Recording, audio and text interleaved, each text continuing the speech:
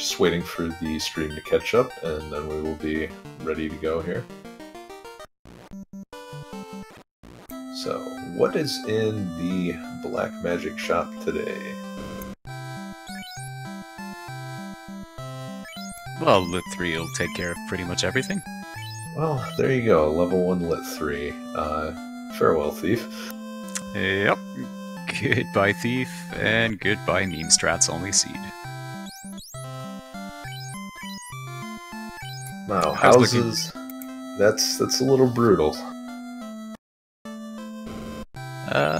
Yeah, but at the same time, mobs will give you 300 gold per mob, so farming for those houses won't take very long at all.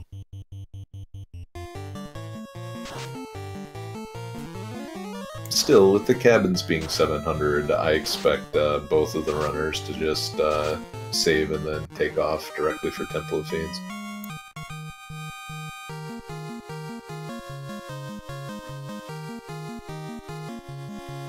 Now, neither of them have even checked the armor shop. Would you consider buying armor at these kind of scalings this early in the game? I do like the armor. If I can pick up some... in this case, what I would look for is chain armor, but with this party composition, you can't really use it. Wooden armor isn't bad either. The early absorb helps the thief in the front slot take a few more hits, and then the large evade penalty helps you kill him off later.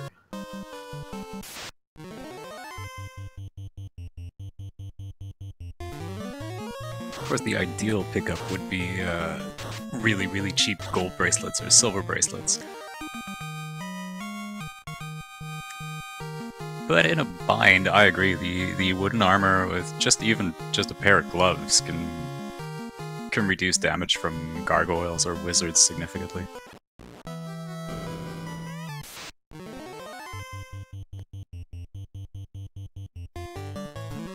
And Tristal taking the direct approach, just kicking the door down and going right in.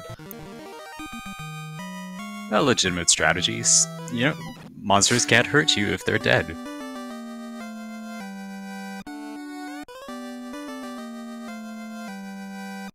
And now, enjoy your complimentary loot and bridge. Meanwhile, Ice's black belt is petrified, and that's not great. With this part, like, I'm all in favor of putting black belts on the ground and leaving them there, but with this party composition, I don't expect Ice will keep his black belts down for very long.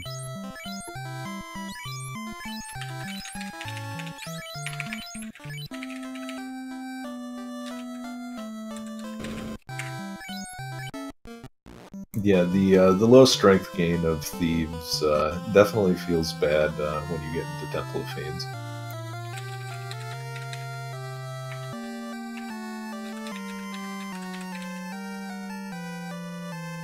So both runners picking up Fire 3, and it looks like Tristal is just gonna make a run for the ship. While Ice, we'll see if he stops off at Matoya's cave on the way to provoke it.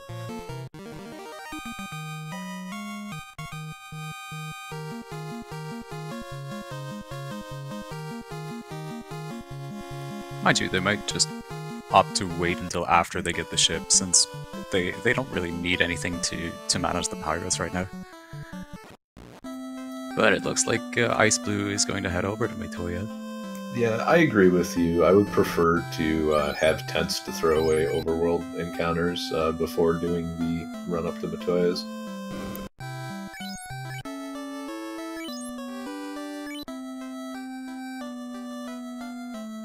And so as Tristal fights the pirates, we'll get our first look at Matoya's.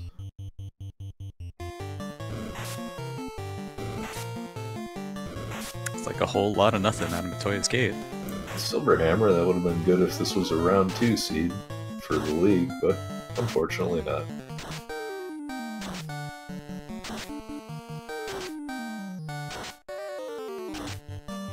Ice experiencing his first batch of Rurus. Rurus with paralysis, so not great, and he's just gonna gun these down with Lightning 3.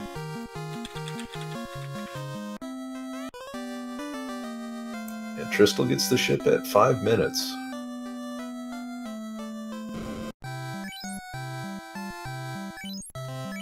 And both gold and silver bracelets in the Provoca armor shop, but neither one of them really a good deal yet. I didn't catch the price on the gold bracelet, but they seem to be at a nice discount compared to the original game. Yeah, I think they were around 20k. Just at the moment, both runners having only 5k to their name. I expect both of them to come back once they've leveled a bit, probably on Agamas or the Eye.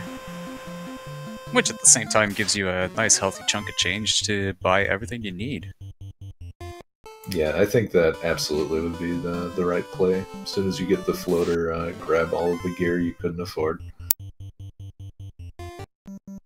Which for this party is probably just going to be gold bracelets and pro rings. And Ikbin Maya just subscribed with a $10 sub for the 6th month in a row. Thank you very much for the subscription, Maya.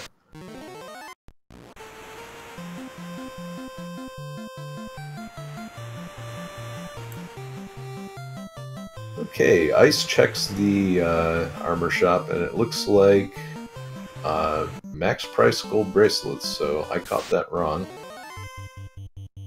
Still, after whatever grind our runners do, they will have no problem affording 4 of those. Money is rarely an issue past the 20-minute mark.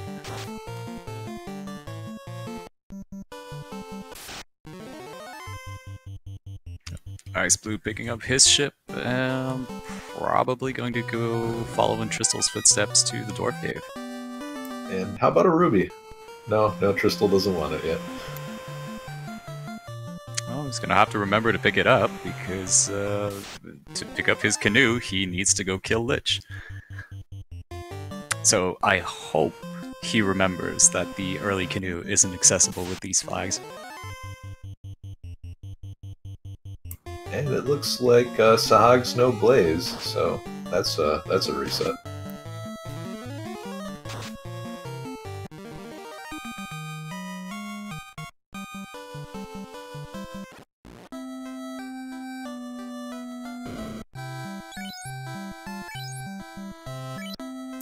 Level 2 Quake. It looks like Tristal's going to pick up 1 charge of it. Well, not quite as useful with Lit 3 available at level 1, but I mean, it's still nothing to scoff at. And level 1 Sleep.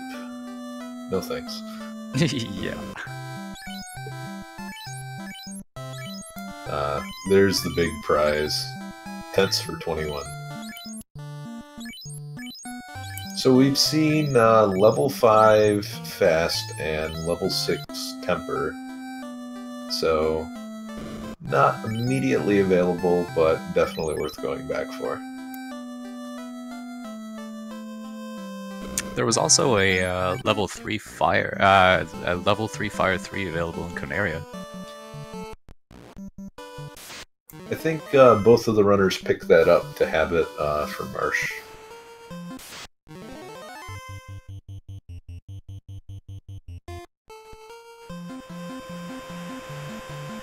And it looks like Tristal is gonna head up to Canaria to pick up, not sure what.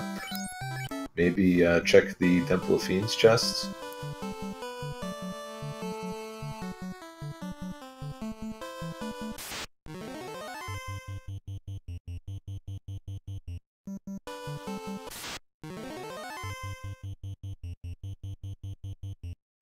And another subscription, Medries, subscribing for 3 months in a row. Thank you very much for the resub. Much appreciated.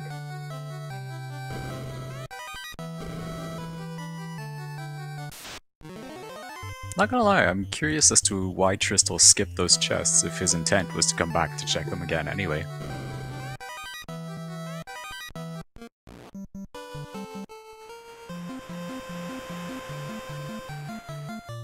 It is a good question. Usually with a third tier AoE spell, you feel pretty comfortable. Oh, and level 2, you feel pretty comfortable being able to explore and check those chests. And Tristal finds out what the creeps have. We don't want to see those guys again. And he will not find out what the Sahags have because of first turn lit 3.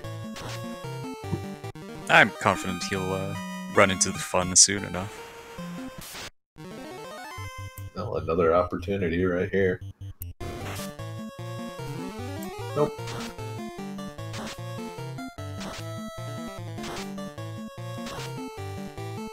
Meanwhile, it looks like Ice is trying to do a little level grinding or perhaps some fundraising.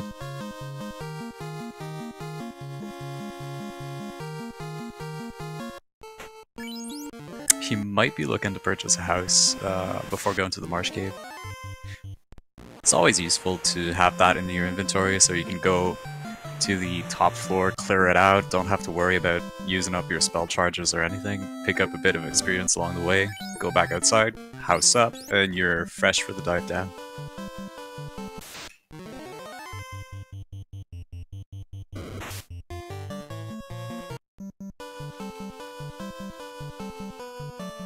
With the extra experience attached to mobs with these settings, 7 or 8 pack of ghouls can go a long way. And that's a good point. I typically run away from everything on the way up to check the top chests, but the value of the experience, I'm not sure which one is the right approach. Especially, you are punished for skipping those mobs if you find something that you feel should be walked out of the top half anyway. It really depends on, you know, what your average party level is like or what you're looking for. But I find that very early in the game, anything of more than 6 mobs is worth its weight in gold. Question in chat, what is the experience multiplier? It is 4x with, I believe, 100 boost?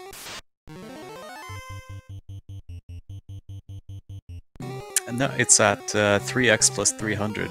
Oh, okay. Yep. So the popcorn is worth a ton.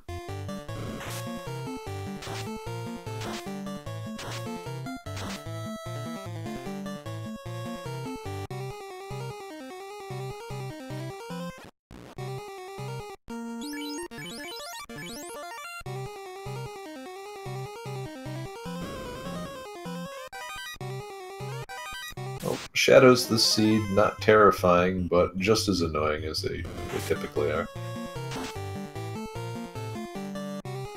Oh, the Marsh Cave isn't known for its friendly battles.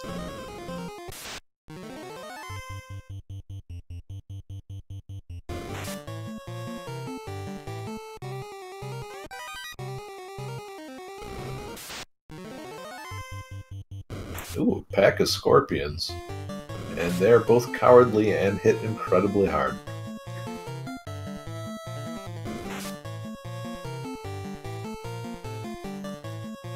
I'm optimistic about lobsters being even worse.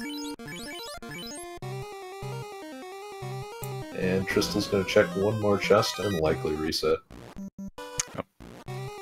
He picks up his first handful of disappointment from Marsh Cave and just carries on.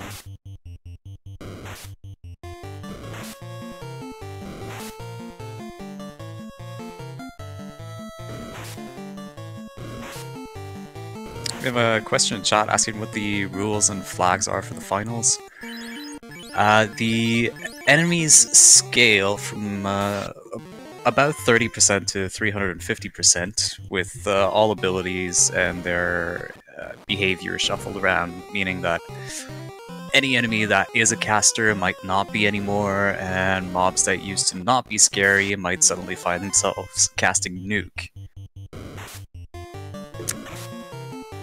At the same time, the contents of all shops, including magic shops, are shuffled around, so there's no guarantee that you're going to pick up a level 1 spell anywhere in the Southern Hemisphere.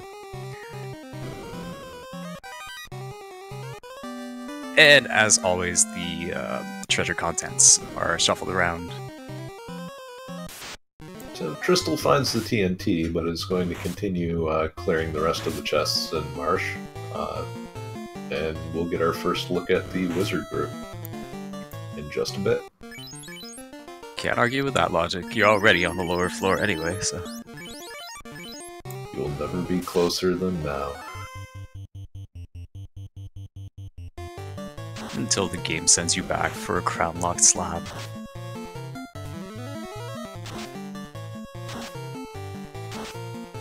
So wizards with Dazzle, but not much HP, and down they go.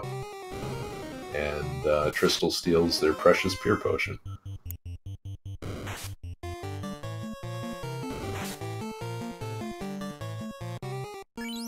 Meanwhile, xIceblue just picked up his stack of dynamite.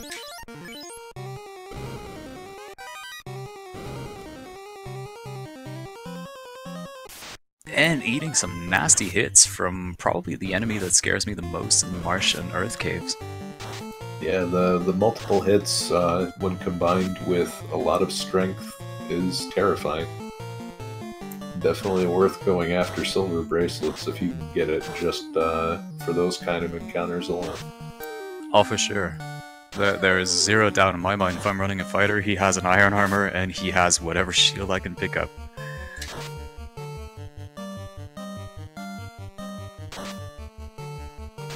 And Bones with Squint. Uh-oh.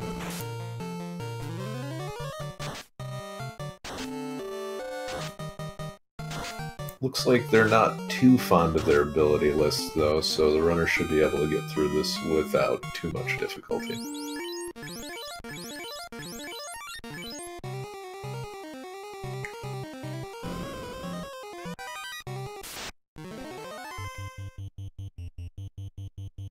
Question in chat, which enemy has the double hit? The Gargoyles had multiple hits, and so did the Scorpions. Of course, with these, with this kind of scaling, any monster can potentially roll multiple hits, but these are enemies that already have quite a few attack rolls in the base game. So if it scales upwards, they go from nasty to incredibly scary. Another question in chat, are there any incentivized areas? Yes, so Ordeals and Ice Cave are incentivized. But you need the crown to get in Ordeals.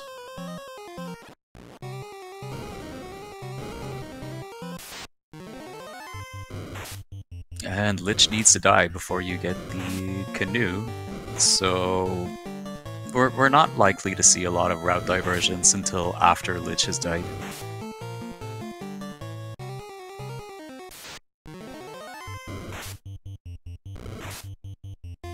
Another question in chat, do they need to get Zeus in a rando run? The rando runs don't follow the routing of the vanilla game step by step, although both of the runners would be very happy to see the Zeus Gauntlet.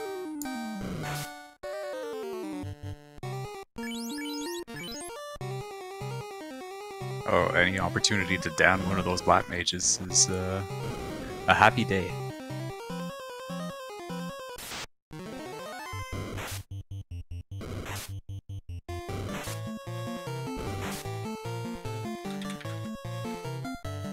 So Ice has made it out, and Tristal is about to reach the stairs.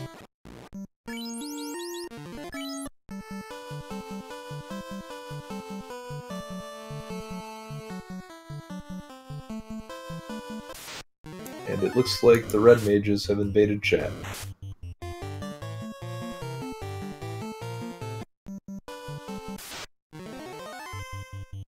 Can't speak for our runners, but I'm fairly certain they would have enjoyed having a red hat instead of two pointy hats. An entire party composition confused by the existence of swords.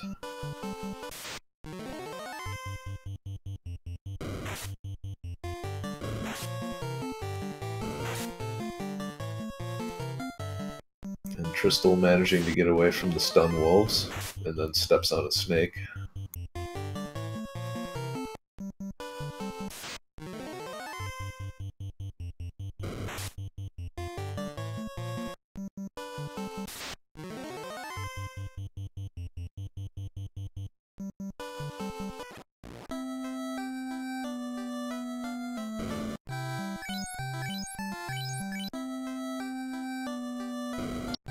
And dynamite delivered for ice.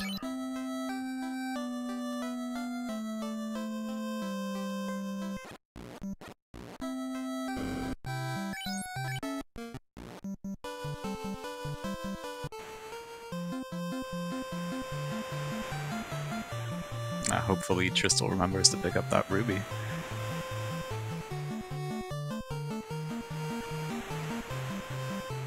I don't expect someone of Tristal's caliber to forget something like that, but you're so used to running with an early canoe that you don't even think about it. It's not even a setting you think of checking. And level 1 Brack in the Melman Black Magic shop. In the weapon shop, we have very, very expensive silver swords. And a silver dagger for the thief. And very expensive copper bracelets. No thank you.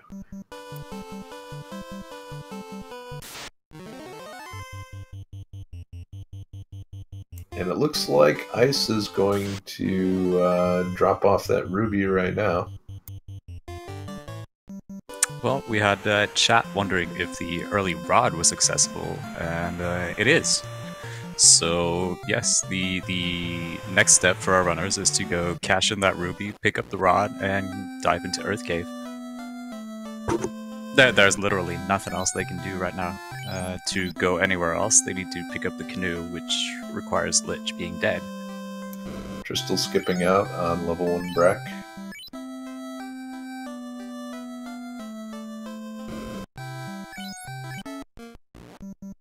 Somewhere, Split Punch sheds a tear. Oh, he's right here. And a rune sword for the thief, so finally a sword that's usable. And a white shirt as well.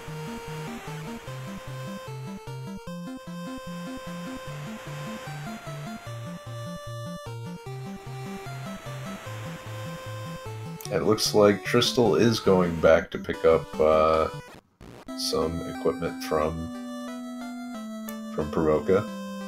I don't think he'll be picking up gold bracelets, because I didn't see his money, but he can't afford more than one, or can't even afford one. And he resets.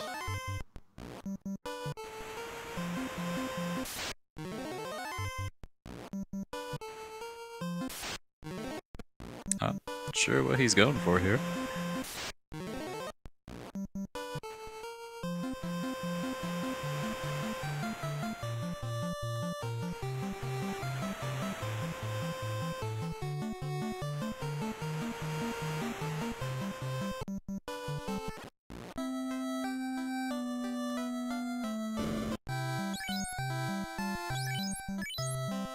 Buys a stack of 10 houses instead.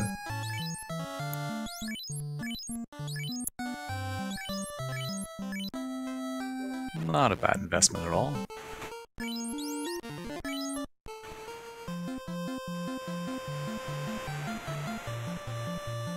Any moment you can reduce travel time, say going back to an inn for spell charges or stuff like that, is a very good investment. And now he's, it looks like he's stopped at Provoka, and my guess is Peninsula Power Grind? Well, going to Provoka with those houses, definitely.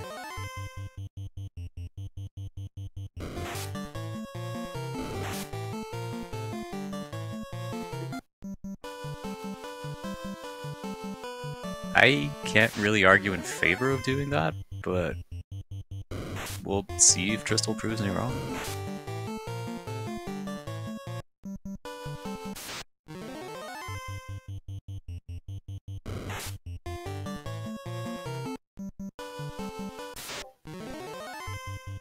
Then again, the extra levels will make most of the monsters in Earth Cave run away from you. I favor killing them for experience myself instead of wasting a bit of time collecting delicious, juicy steaks. I was just gonna say, I think this is something you can get behind, though. The lead-off Tyro.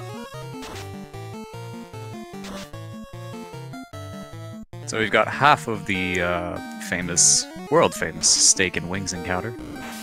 Just missing his friends for about double the experience. And, it looks like the steak is pretty hearty.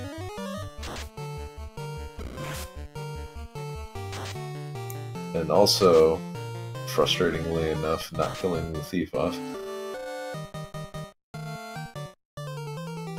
Oh, I have faith. If there's one thing thieves are good at, quite possibly the only thing they're good at, it's dying.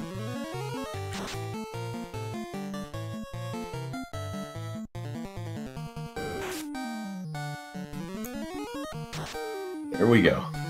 Faith rewarded. Still not going down, though. Well, it's quite early in the game to take down something that has a ton of magic defense. And after all of that, Tristal resets. Doesn't care about the black mages, he just wants his black belt to get levels. I still think the extra spell charges and maybe the walk back would have been worth it, but I guess not. And it looks like the Giants have rolled significantly less HP. They're also significantly easier to hit with spells. I mean, even Quake will take 1 or 2 out every cast. Question in chat, Brack or Quake on the Tyro. Tristal did not pick up Brack. I think Ice was the only one that did. In fairness, Tyros have an insane amount of magic defense for a trash mob. The odds of Brack going off are very, very low. And Tristal is gonna skip that stake.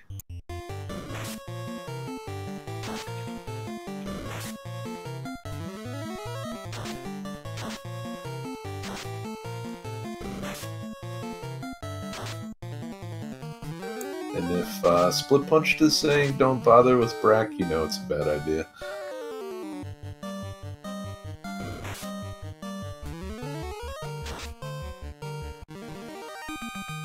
Giants seem much more agreeable. Meanwhile, Ice is going to dive into Earth and possibly take out a few mobs on the way through.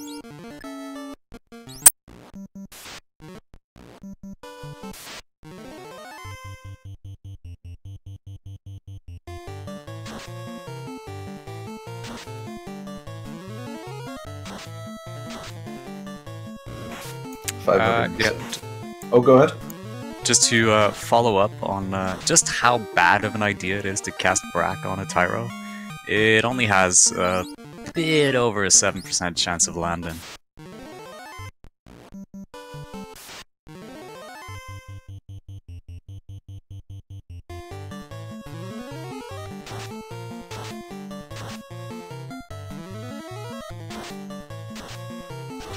And Ice finds the Ice Armor, the Vorpal Sword, Heal Potion, and some money, and I guess decides that the Vorpal Sword is good enough to pull out, maybe just to sell.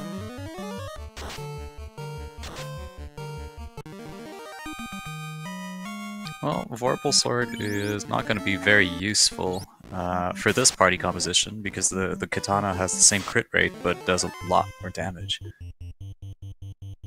And with 2 of them in the pool, very likely that at least one katana will be found before the end of the game. Indeed. It could be worth a nice chunk of change, though.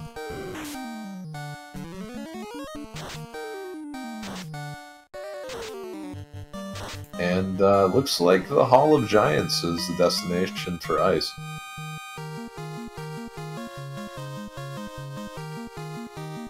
So we have both runners digging a little deep into the backup strats for this one.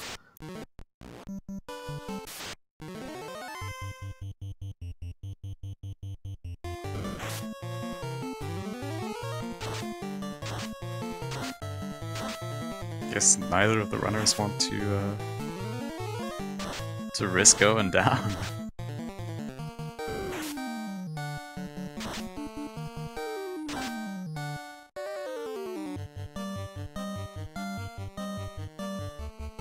Is this the kind of play that you would do? Because I'd just be looking to go down there with so many lit 3s, so many fire 3s. You don't need the spell charges to take down Lich. I think just from a conservative perspective, I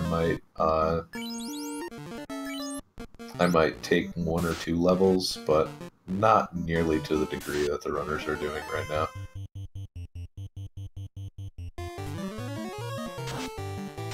Probably just go to one of the spell charge breakpoints and then go from there.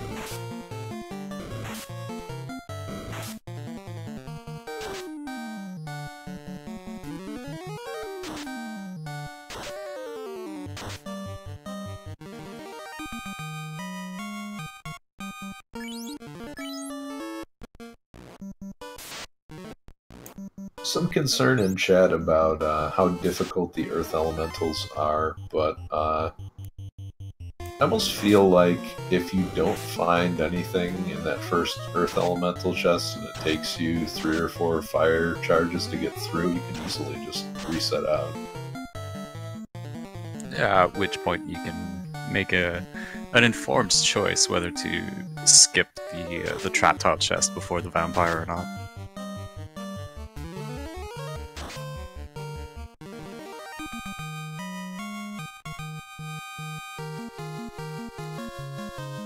And we have Tristal with level 13 across the board. The thief just not going down in any of these engagements.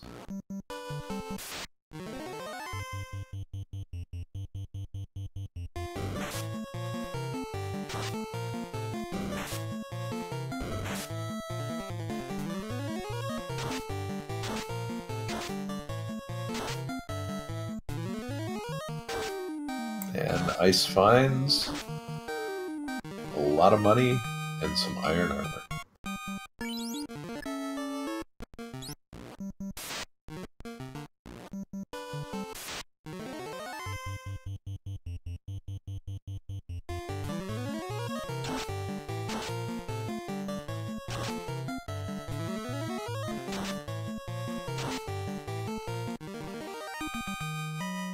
Well, time to find out whether chat's concerns were founded or not on xIceblue side. Takes 1 fire 3 and a hit from the rune sword, and that's it. So looks like they did not roll very high HP, but because of the miss, we don't know if they rolled high strength or not.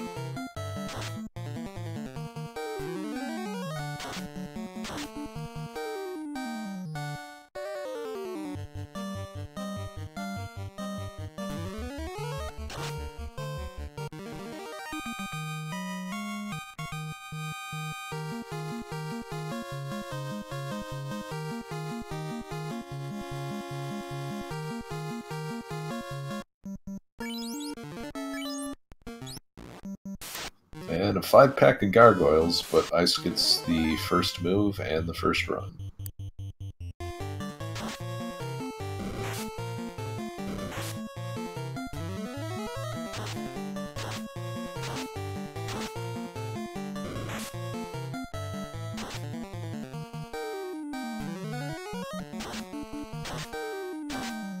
Didn't get a chance to see what was in the lower right side chest due to some stream stuttering.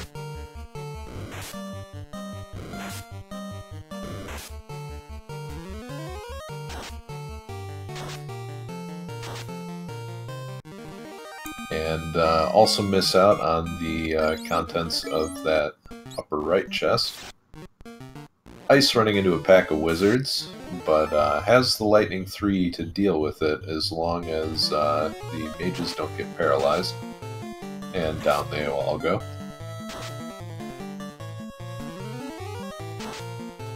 And on Tristal's side, the thief still not dying. And Tristal has picked up a quite a lot of money. Meanwhile, Ice has picked up quite a lot of poison.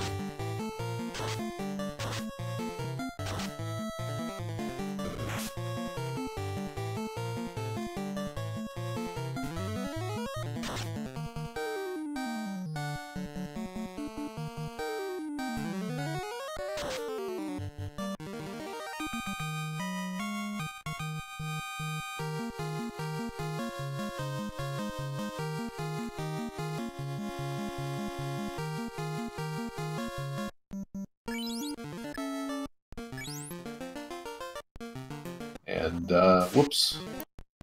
Definitely don't want a new game. I don't know, with this party composition, you just might.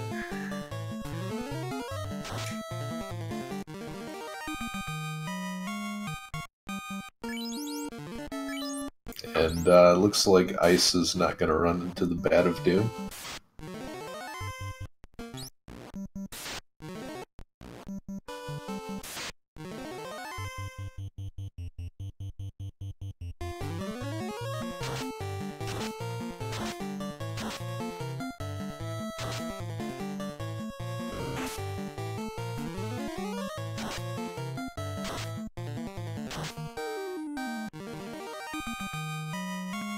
So it looks like Ice's early play on Earth is paying off, just in time saved by clearing chests while leveling.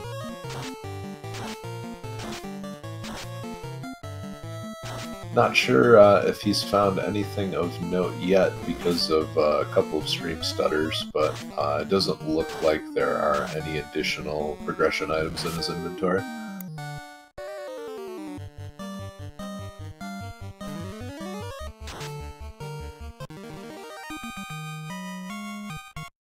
I mean, it's not too surprising. Even though you have to go kill Lich, once he's dead, the volcano and ice cave and ordeals and everything we're used to also opens up, so they're just as likely to contain key items as if they could skip Earth Cave entirely. Ice finds a dragon sword, and that'll be useful in setting up an Agama grind. One of the very few swords that a thief can actually use.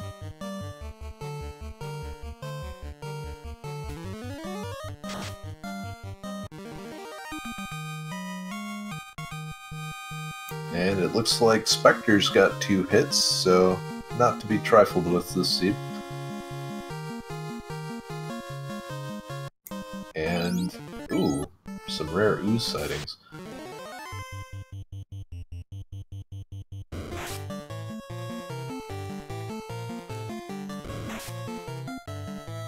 There's some confusion in chat about the ability shuffle. The first iteration of the Fiends can actually roll a nuke because they share the same pool as regular monsters. It's just the Temple of Fiends bosses and Warmech that have a pool of their own. It's highly unlikely, though, because there's only one nuke in the pool, which is on the Evil Man in the base game.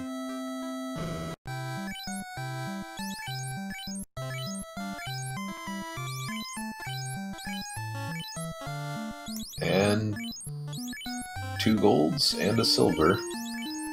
So Tristal is very well equipped for the dive down.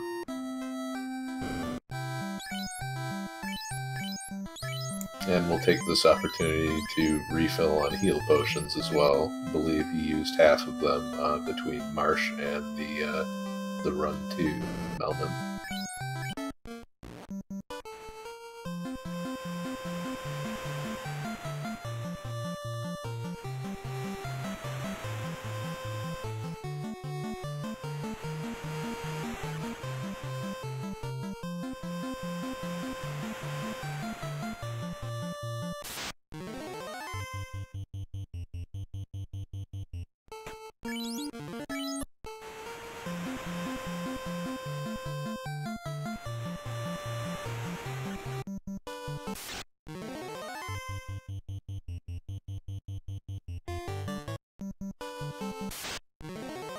And Lich eats a fire 3, responds with a punch, so nothing scary coming out of this fight yet.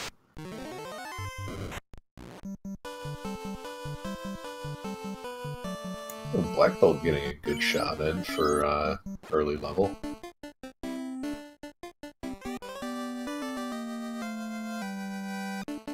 And down goes Lich.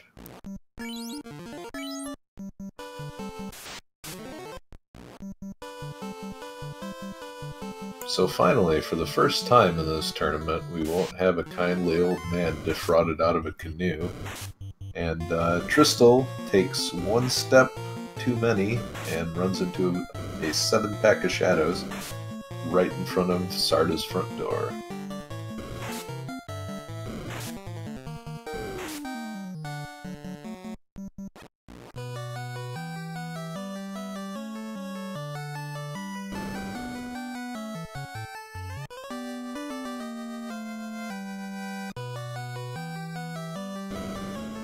And now Tristal has his rod, and Ice will run and pick up some more black magic spells. And then looks at the list and decides, nah, level 8 Zap just isn't worth it.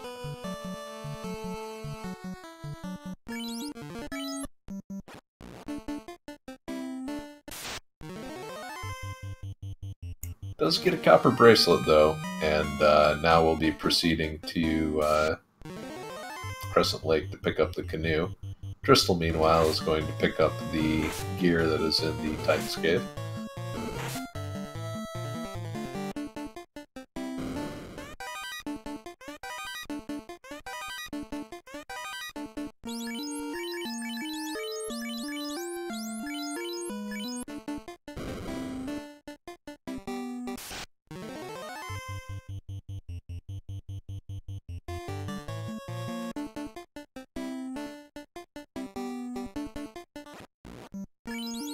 So Ice runs into a pack of troll bulls and just skips it. And here's the pack of peeds, and we'll see what the peeds are packing today.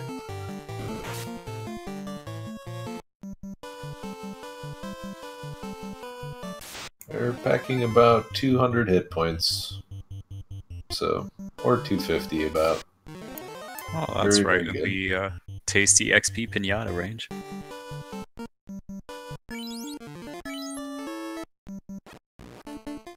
I know you like to take a few Pete encounters whenever you can. Yeah, I think I may take more of them than necessary, but again, I play more on the safe side.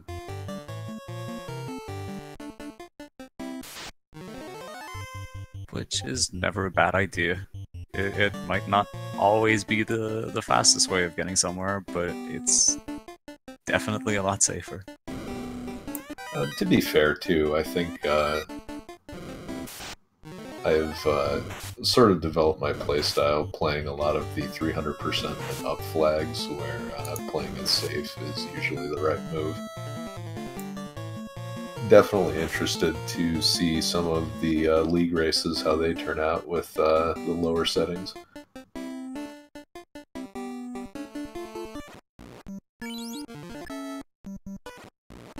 And we have pro rings for sale in Crescent Lake, and they are extremely reasonable.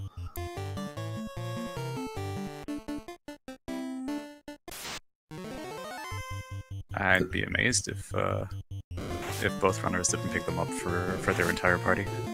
Yeah, and Ice finally has armor for the party, and angrily looks at level 8 Nuke. Oh, that's gonna leave a mark with 2 black mages. Just picks up Bane instead.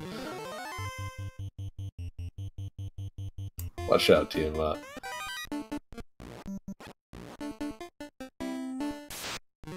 Well, I'm sure Split Punch would be happy to have some Bane after that spoonful of disappointment at seeing Nuke. But... Level 1 Brack, level 2 Bane.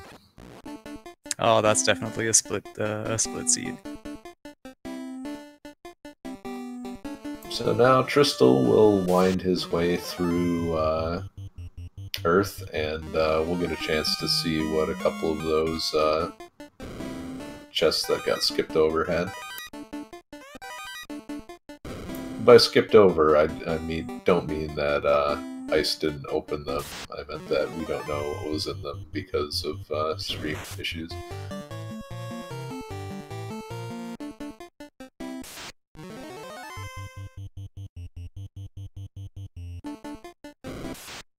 And into the volcano as soon as he escapes from this wolf pack.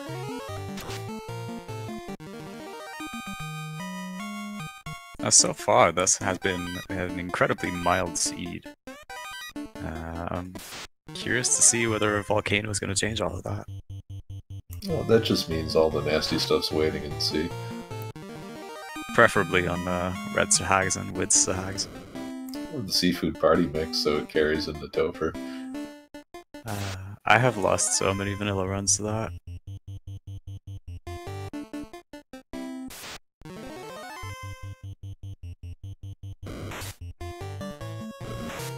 Pack of mucks, so Ice sees the Group 7 encounter and is going to check the fire chest right now.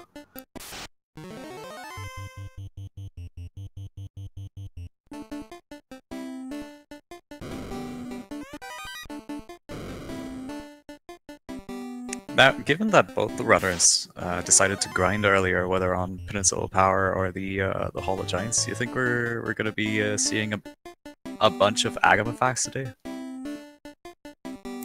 If the Agamas are suitable for grinding, I think both players will definitely go for it. This is one of those situations with the Dragon Sword that the Thief can actually contribute in a grind situation.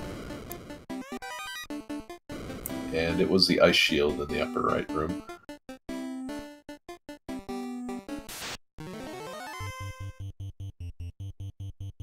And, well, if you insist, game, how about another pack of Peeds?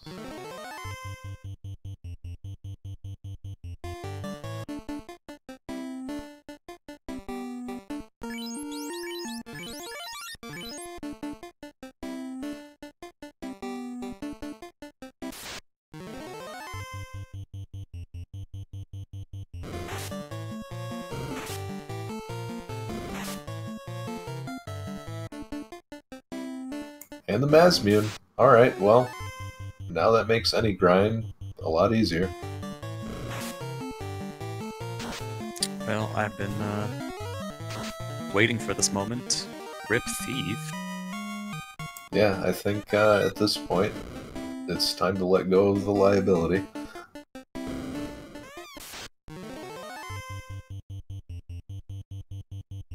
I'm sure we'll see him again once they start diving Temple of Fiends just for the run value, but he doesn't need levels for that. Is there much of a difference in success rate between, say, a level 10 Thief and a level 16? There is...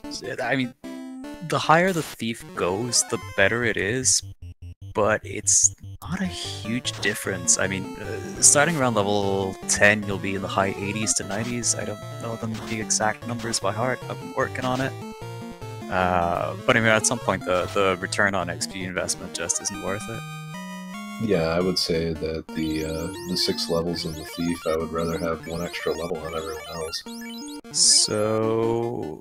the Thief will have an 87.5% run chance at level 1, and by level 10 you're already at 92. So it looks like Ice found the floater in the Volcano Treasury. If you were in his position, being on the first floor, would you just leave and come back later? Or would you finish this dungeon out? I missed it. Did xIceblue pick up the Mazmune already? Yes. Okay, so you know that that's out of the incentive pool. You know the ruby isn't in it because you picked it up. So both incentives right now are crown, slab, or the ribbon, or the adamant. That's one thing you kind of want but could find somewhere else, one thing that's pure garbage, and 2 things you need. So I would bail out and just go for a quick ordeals. Check the free chests in Cardia, and the magic shops, more importantly, to see if you can pick up something else, like say a warp spell,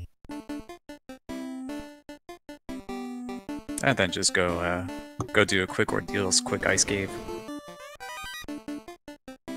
Tristal running into some bats, and Fire's doing work on Ice's party, down to only 2 members left. All for a lousy piece of cloth.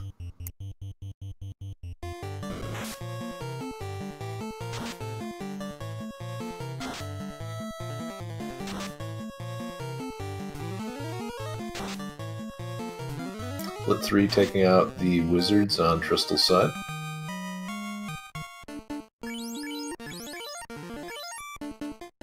So, chat correcting me on the ordeals comment.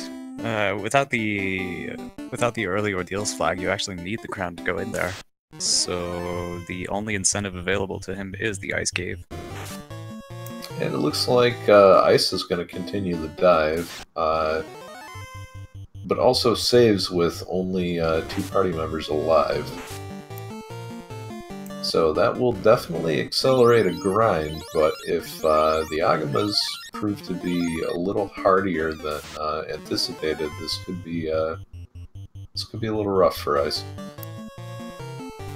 Would you be the kind of player who would kill carry and then come back up and then kill off his party members? Or do you just go straight from the grind? I just go straight from the grind. I feel like that takes too much time. The only time I feel justified leaving is if I've had to do a partial grind on fires, for instance, and I'm much closer to the entrance.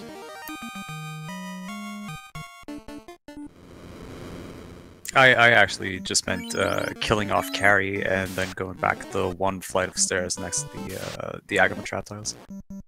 Oh, killing carry with the full party. Yeah, that is definitely a consideration. Although there are some situations where I'm such low level and I don't have the tools to kill carry that I just have to commit to the grind. I find I'm in that situation more often than not. But sometimes all you need is level 1 nuke, right? Or quad X, that's even better. That is true.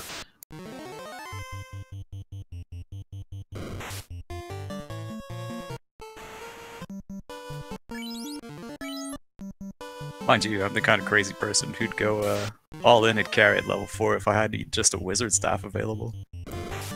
I think that's perfectly justifiable, though. As long as the person with wizard staff doesn't get bopped immediately, you have a very, very good chance of winning that fight.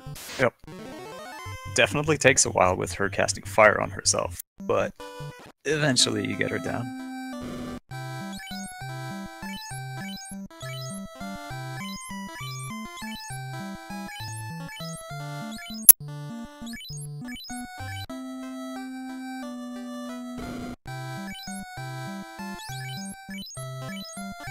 We have a Cerebus with Poison Touch. And looks like Ice is down to 70-something heal potions already.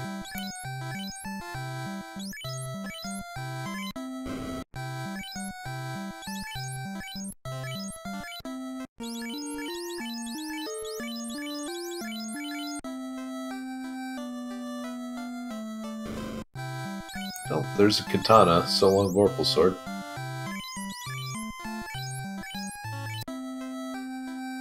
And now, how nasty are you today? 1 hit for 30, but over 400 HP, but not much more than 400 HP. So, on the surface this seems doable. We'll see in the next couple of fights if he was holding anything back. He's not even gonna bother. Nope. Probably check out the Red Dragon chest and then continue.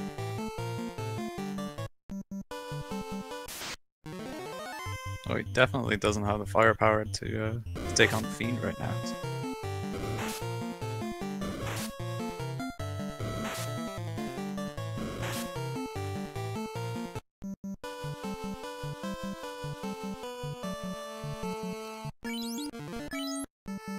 And okay, that is a weak red dragon, but he also hits as hard as he usually does.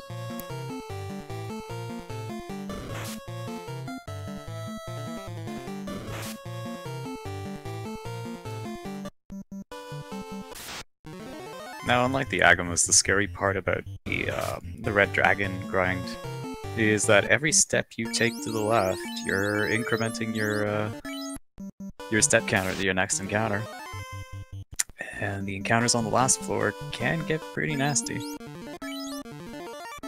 Yeah, I have lost red dragon grinds to double red giants and double fires before.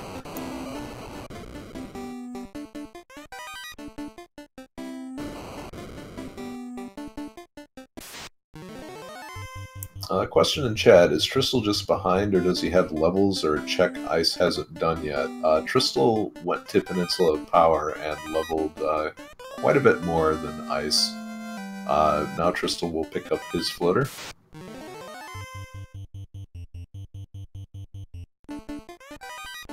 We'll see if he elects to dip out of Volcano.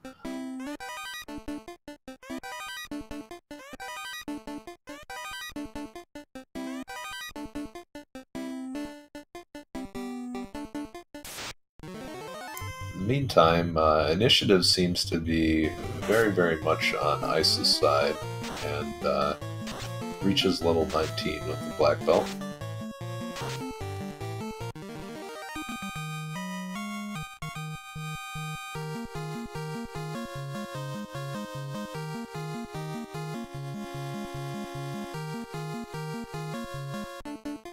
And down goes the last black mage, so all that experience going straight to the black belt.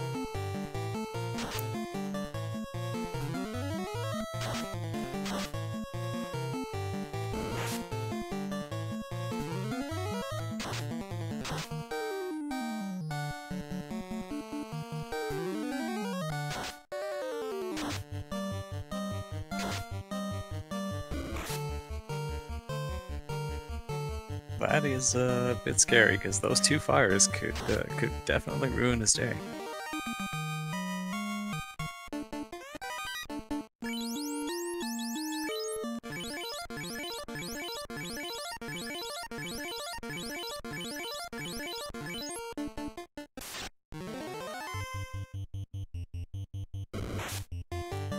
A pack of Gargoyles, hitting 4 times, but only for 4 damage. And, well, the red D got the hit off first, and there goes 4 or 5 heal potions. Ice just continuing with the grind, which I feel is a little risky without healing up.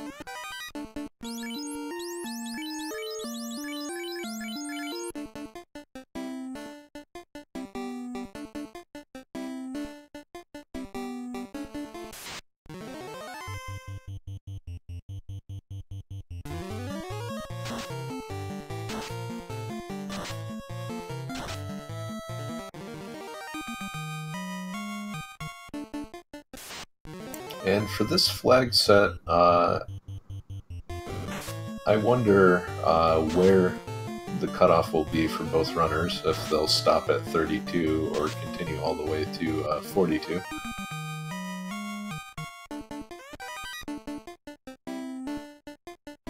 I mean, you're already an hour in, I mean, okay, granted, there weren't that many options, and you had to go through the Earth Cave slog and everything, but do you really want to commit the extra time needed to go higher than the 32 breakpoint?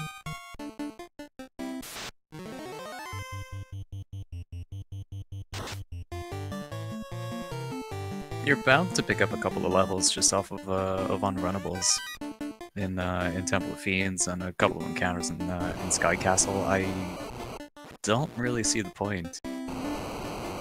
Yeah, I think the only justification for going to 42 is to take out carry safely. I think going past the 32 breakpoint and getting just enough levels where you'll passively get 42 by, say, the Kraken floor might be a better strategy. but I feel like that's still quite conservative as well. I know Tristal, especially with access to Fast and Temper at 5 and 6, will likely stop at 32.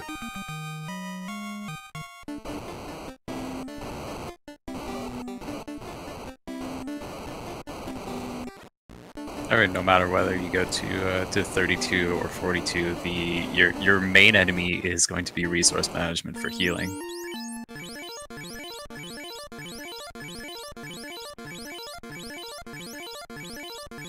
I don't really see the 10 levels making much of a difference. I mean, sure, you're gonna punch bosses faster, but bosses aren't the thing that should worry runners the most about that. 99 heal potions on something that can't take a hit doesn't last very long. Yeah, that is true. The fragile nature of the black mages means they could just be taken out just as easily by a 4 purple worm group as opposed to Phantom or Kraken. Even the black belt isn't safe from going down in 1 round of worms.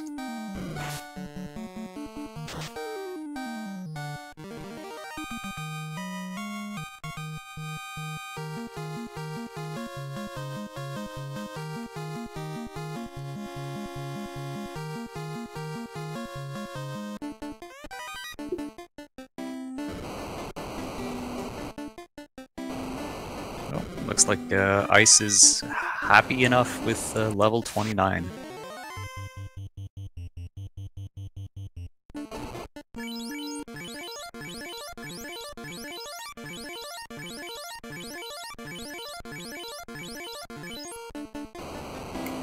This is a very ballsy move to take that hard giant fight, especially with how hard they usually hit.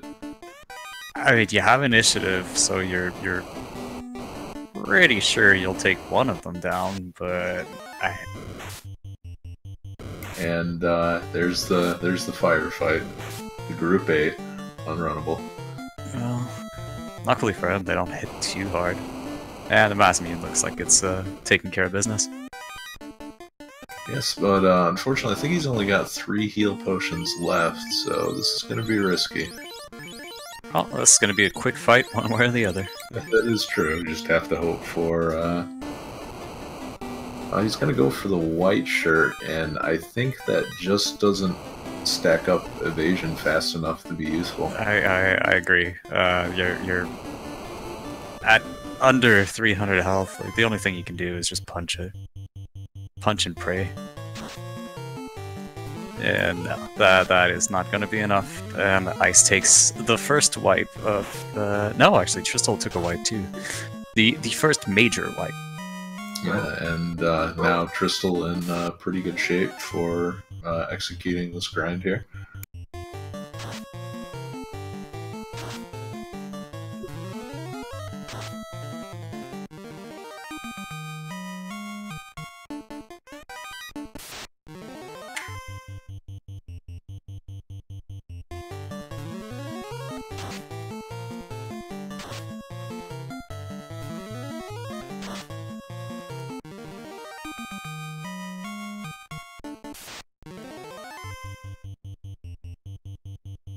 Now, if you're in xIceblue position, you just lost about 10 minutes.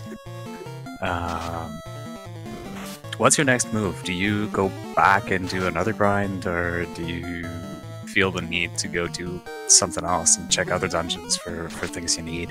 So I think if my strategy for completing the game centered on the grind, that I feel like I have to commit to it.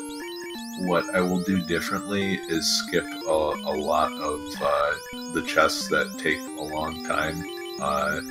Just basically cut corners wherever I can, with the assumption that if there's any progression items in those chests, then I'm going to lose the game anyway. And particularly what I'm thinking of is chests like the Crown Lock chest in C, and really any of the chests on that floor that aren't on the way to Mermaid Village. Just cut those out altogether with the hopes that your opponent got a few unrunnables, and that'll save you 3 minutes or so. And hopefully with enough of those corners cut, you can catch up somewhat to where you were before.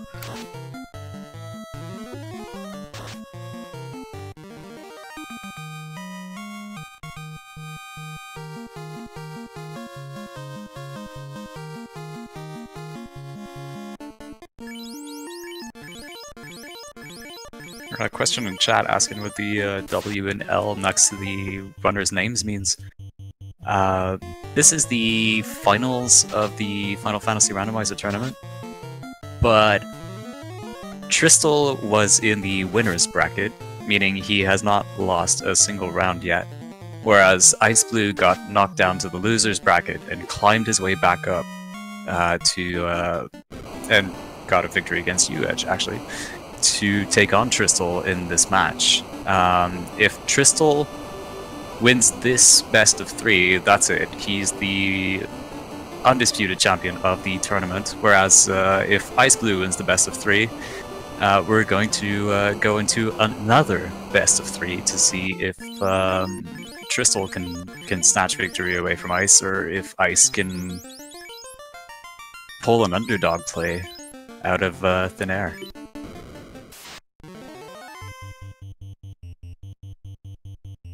And right now, Ice is going to take another shot at the Red Dragons. Looks like he's starting with a larger HP pool, but this is still pretty scary. Or excuse me, heal potion pool.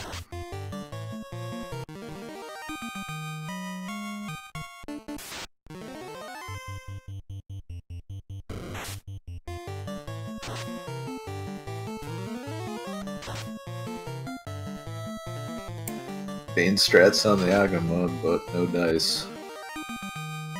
And the Agama grind looks to be considerably safer. Well, the Bane isn't a bad call. It doesn't have that terrible a chance of landing. Well, that is true. Tristal didn't pick up Brack, so...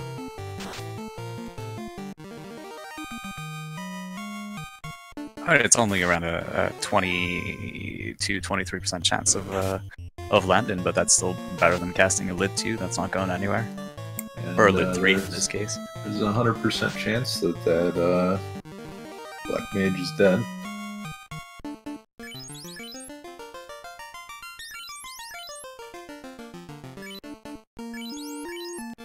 Looks like the Black Belt is unfazed at the death of his companion. Couple questions in chat. Ice did lose all of his levels, and he may be on the verge of doing that again, running into another Group 8 fire group. So, yikes! This is bad news, and that is the advantage to the Agama fight.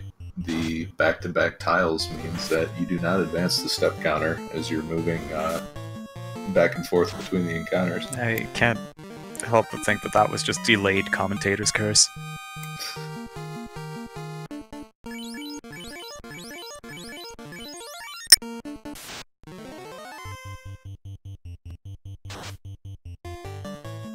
But yeah, sometimes going for squishier enemies doesn't pay off. This is one of those times.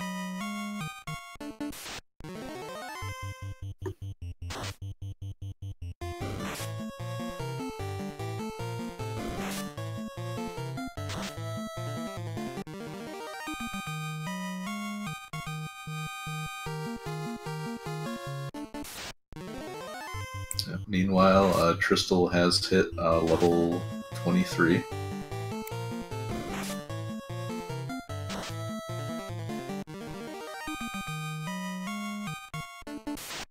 So as we all go into epileptic seizures yet again on xIceblue side, just take a moment, if you haven't already, please follow Speed Gaming, follow our runners, who are putting on a nice show for us tonight.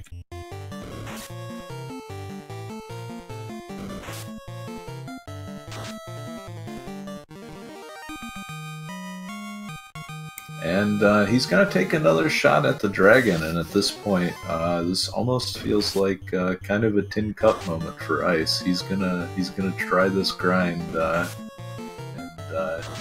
damned if he doesn't finish it. At this point, I think it's more of a personal. What is it? Not an ego thing per se, but like it's personal. He wants to get back at that dragon.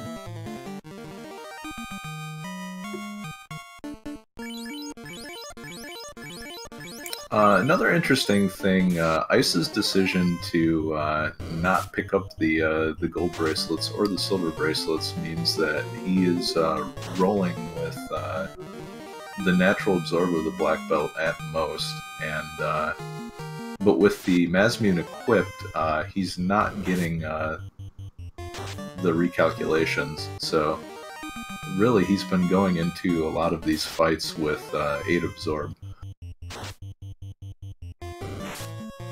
That would certainly explain a lot. And I think the fire elemental fights certainly would have gone a lot better had he had a silver bracelet tacked onto that.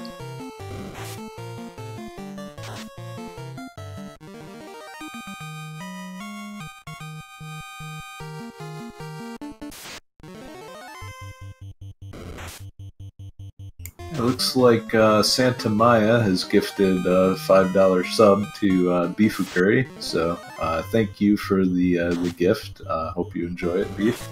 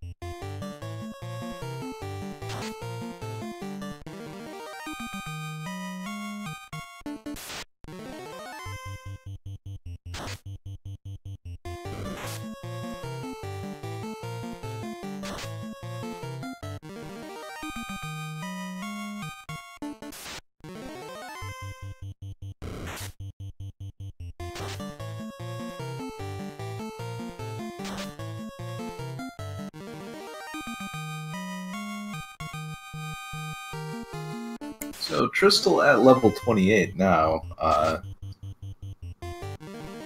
finally gets a one-shot on an Agama.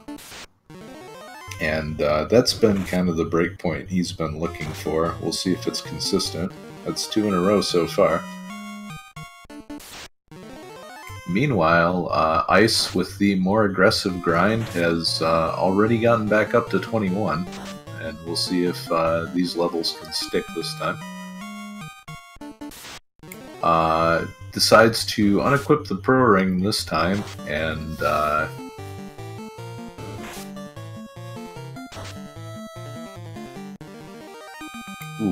takes a chunk of damage from the Red Dragon again.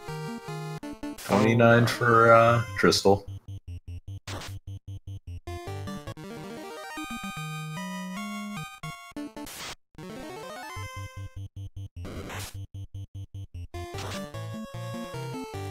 Now, the 8 level difference between them might not sound like a lot, but the investment from 20 to 30 is significantly more than just getting up to 20 to begin with.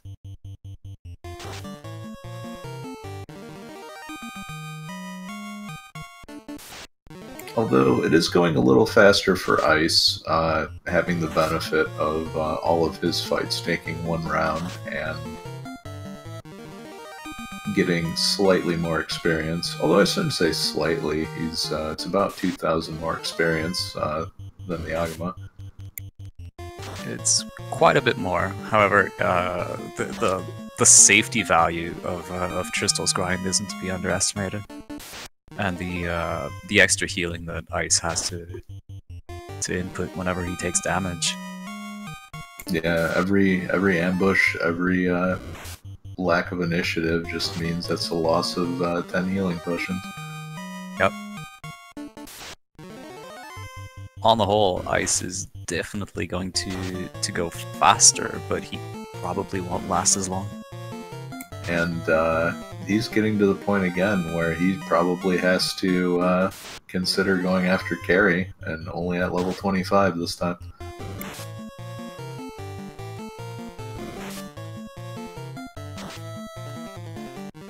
This may be a point where you fight the more aggressive enemy, take the healing potions hits, and then go up to the safer Agamas once you're doing more damage. But Ice is just going after this again.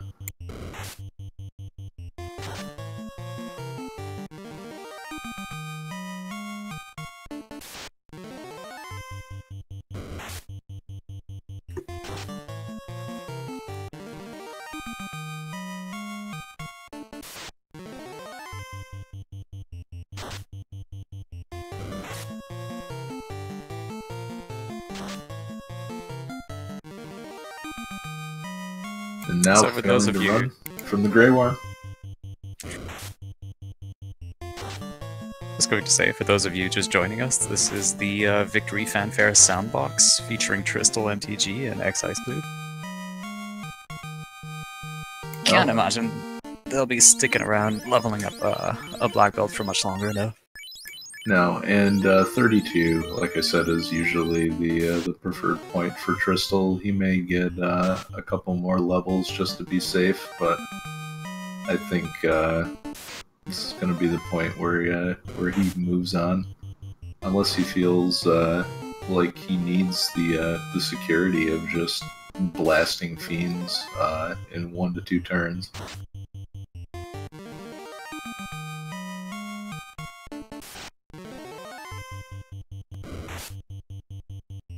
Yeah, I mean, every level is a higher probability of monsters just running away from you as well. Oh no, it looked like Ice got into a fight on the way out, but manages to go before the red giant gets a turn. I haven't seen his inventory. Okay. He is completely out of heal potions, but he is also out of the volcano first, and very likely to hit 32 on the way to Temple of Fiends. And So almost we'll see forgot. Go ahead. No, I said almost forgot to tent there. That was incredibly risky. He just started canoeing around without using a save item. The last thing you need is that instinctual reset, and then realizing that you have to do all of that over again. I'm pretty sure a million tables would have broken if that had happened.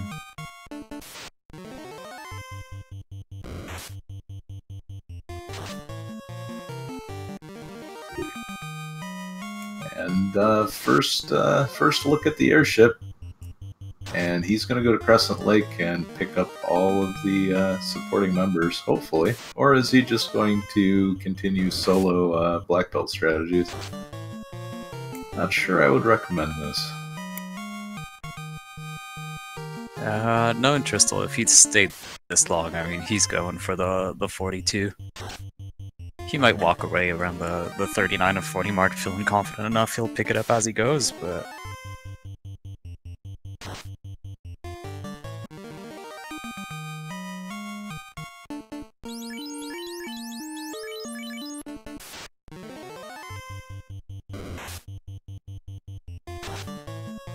I mean, you're still shopping for key items, you haven't cleared dungeons or anything yet, and you're an hour and 20 minutes in.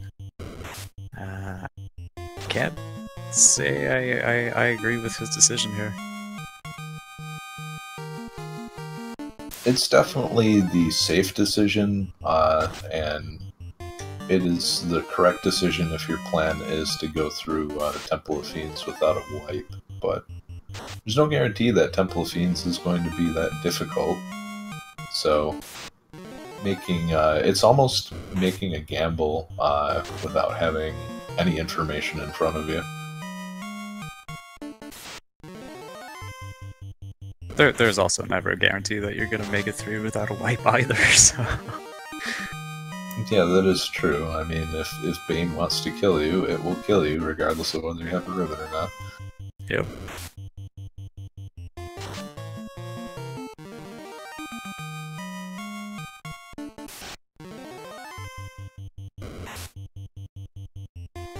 And if Kraken's feeling friendly, that's quite a bit of heavy tentacles you're gonna have to the face. Yeah, and even Black Belt with 42 Absorb can easily fall to that.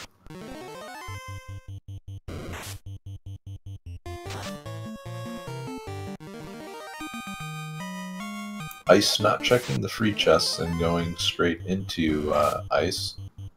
Also, looked like he didn't go to Gaia to see, or Onrak to see where level 7 Warp was. That's a bit odd.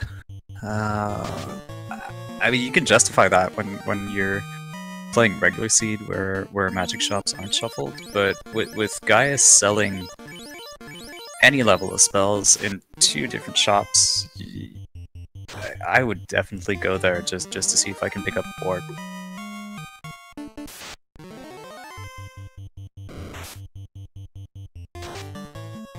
So, manages to avoid the ambush on the mage encounter, and it looks like he's going to take this fight for the experience. But looks like they're not going to take the 1 light 3 and go down.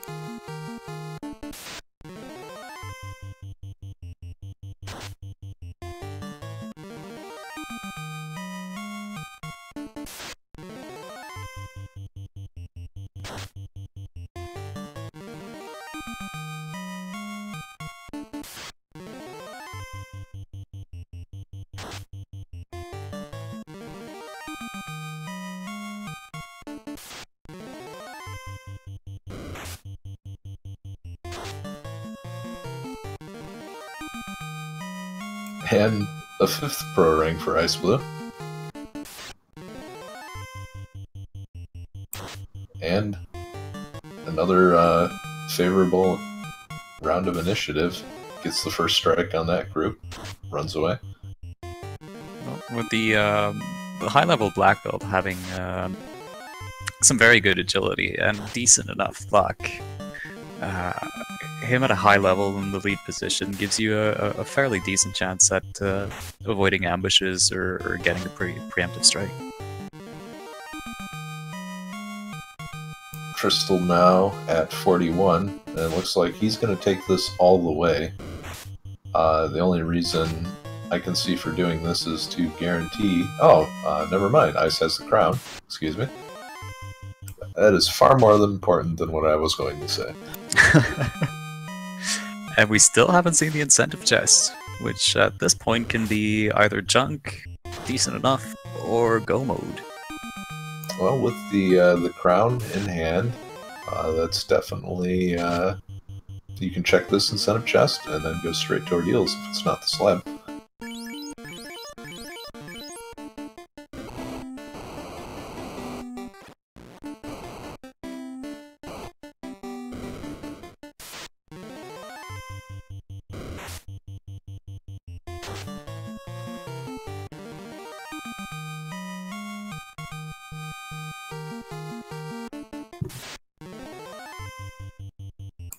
Ooh.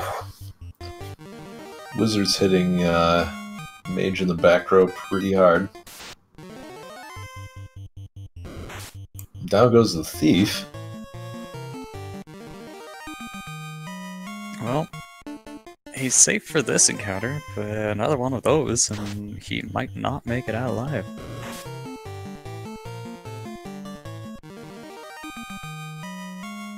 And he's going to burn the heal potions right now, top off that Black Mage. Tristal, meanwhile, is about to well, turn Carrie into Hamburger. Yikes! Yeah, she disappeared faster than the vampire. Level 43 for Tristal. And he has the Fire Orb lit. So we'll see if what basically equates to a 1 dungeon lead can be made up by the morale of enemies running away and the efficiency of the boss fights. Ice finds the tail, which may be nice to have. The thief can learn some...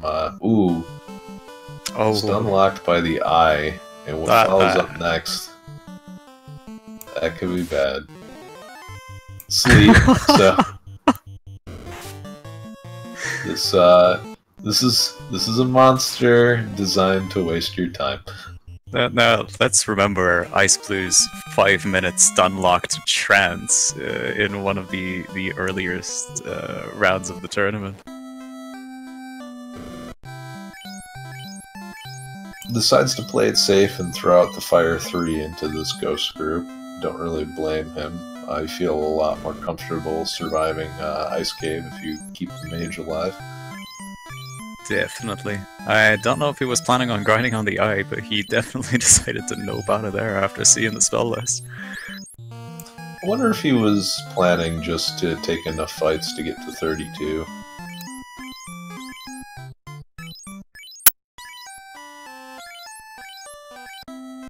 I mean, 32's a good breakpoint, a bit lower than that, but the black belt can still do a little bit of damage. I mean, enough to carry you to the first 4 fiends anyway.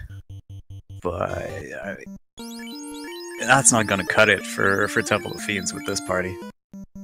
No, and I agree with you. I think it's just the question is how many good encounters Ice is going to get into along the way. If he gets a nice run of Gurmedusas and the Earth Floor, he can definitely take advantage of that. Anything good in Sky and the EXP Pinatas in Sea, I'm sure he'll take all of those fights. Oh, I would love to see a Steak and Wings grind, but I don't think that's gonna happen.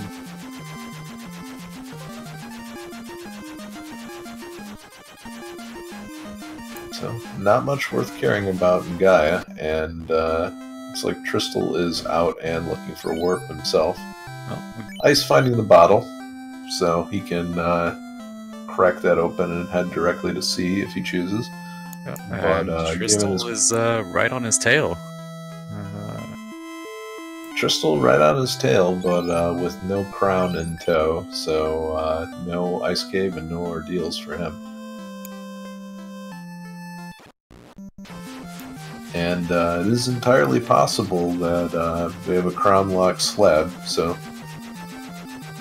even more probable with crown being required to access ordeals.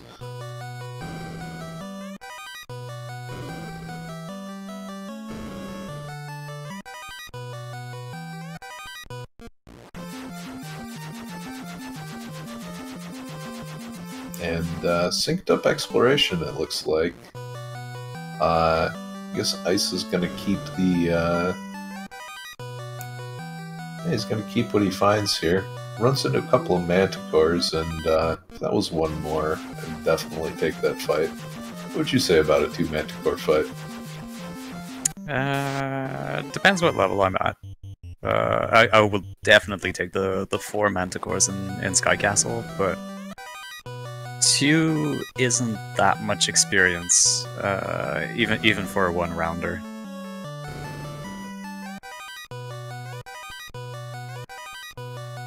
Oh, defense swords sighting, so Tristal has to feel pretty good about his chances now, even if everything goes horribly wrong. He still has a defense against strong physical attacks.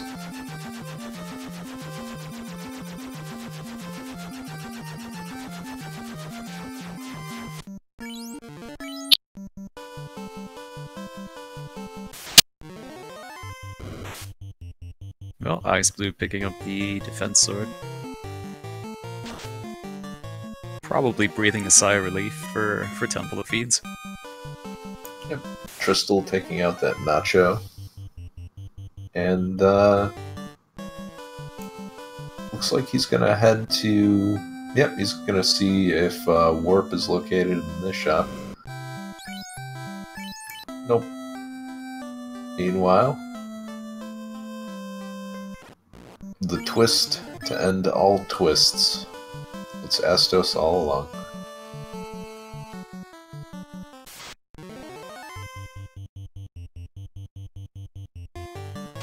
And it's Astos with a fair amount of HP, but full round of attacks is good enough to take him out. Question in chat, does Warp have to be in the game? Yes, there are enough spell slots where every spell you see in the game has to be somewhere. Although that would be an interesting idea, to have a pool of spells that's larger than the number of slots, and no guarantee that you will see a given spell. Yeah, I've definitely been toying with that idea for a while. But in this case, we know that Warp and Ice 3 are now in Lefane.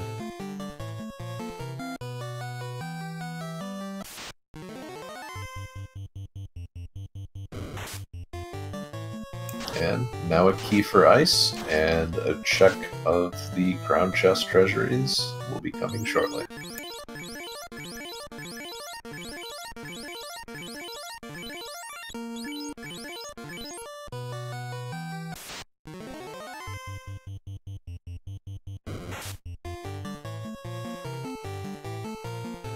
Picks up the silver bracelet, because somehow it doesn't have that quite yet.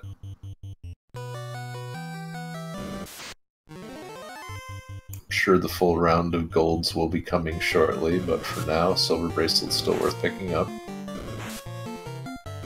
Meanwhile, Tristal is going to burn down the Wiz Mummy mummy group, and I feel like every encounter like this that Tristal takes is beneficial for Ice. Oh, and there's the slab. Well, there go our dreams of a Crownlock slab. Well, now this is very interesting, though. Tristal hasn't done Ice Cave yet. If he decides to take a shot at the 50 chests and... Oh, and the power bunk. Ooh, wow, so a very, very loaded waterfall cave. And certainly Ice is going to do that before going into... or do waterfall before going into sea, so he'll be in go mode shortly. The question is, does Tristal go to Ice Cave? Or does he decide to clear sky? Now, here's the thing. If memory serves, Tristal is the type of player that will actually favor an earlier Sea Shrine. And, I mean, everybody loves Mirage Tower and Sky Castle. That's just a ton of chests and tasty XP pinatas everywhere. On the other hand, you do have the incentive, and you found most of the item pool. It's a tough call. It's a very, very tough call. I would probably go to Mirage and Sky, because I'm the type of player that would rather do that for the experience. But in Tristal's position, where I don't actually care about experience, I have no idea what I'd be doing. Flip a coin, probably. What about you? I think this would be one of those situations where I would go to wherever is sort of physically closest in the route. I don't think there's any of the locations that I favor one more than the other, but just where in close proximity am I, so I can at least cut the travel time out. That's true, and there's an interesting point in chat. Tristal can go to Lefane to just pick up his chime and learn Warp at the same time, which makes a quick dip into Ice Cave just to check the ice chest. Not a huge time sink. I mean, you can go in, check the incentive chest, warp out, and then go to Mirage. It's going to be a, what, maybe two, maybe 3 minute detour. Yeah. And, ooh, looks like fast in a slot that can't be learned. But here's Tristal dropping the slab off, so maybe he commits to the sky trip.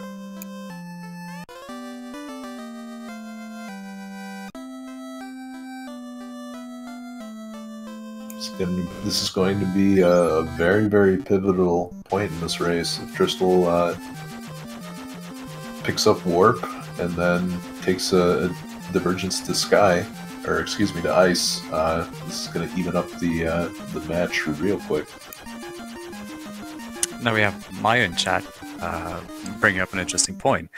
If Tristal does go to Ice Cave just for the quick incentive check, the crown was actually next to the Frostwolf trap. So that might be bad news if Tristal decides not to clear the entire Ice Cave, if he even chooses to go there to begin with. And right now, Tristal is not narrowing down any of the options, opening up pretty much everything. So still hasn't committed to a particular course of action yet, just opening up all of the options, and now getting the chime. It continues. I'm fairly certain he's just playing the Troll the Commentators game. So far, so good.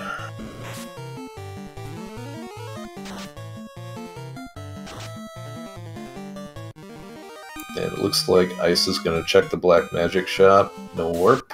Well, you're going to have to walk out of a waterfall.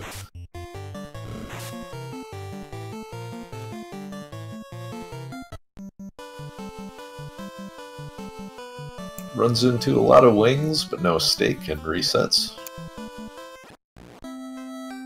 I don't agree with that. 3 wings is tasty enough. Sometimes you just don't need the beef. So what are your thoughts on the value of the Mummy, Wiz Mummy tile? It depends on how many Wiz Mummies you get. Regular mummies, this lit, I mean, occasionally they're worth it. Like if you're a madman and walk into Waterfall at level 7, then by all means take as many encounters as you can. But this late in the game, 4 or 5 Wiz Mummies is a nice investment, but more than that, it's just not worth the animation time. It looks like Warp is inaccessible, unless you have Tail, level 7.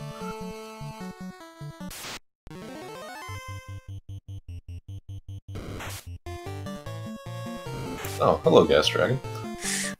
Goodbye, T-Rex.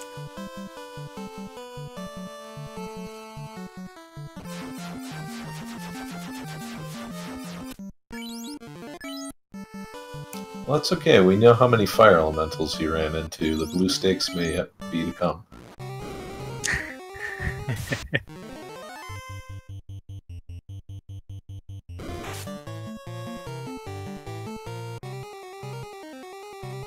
I don't think anyone would let a blue stake run away.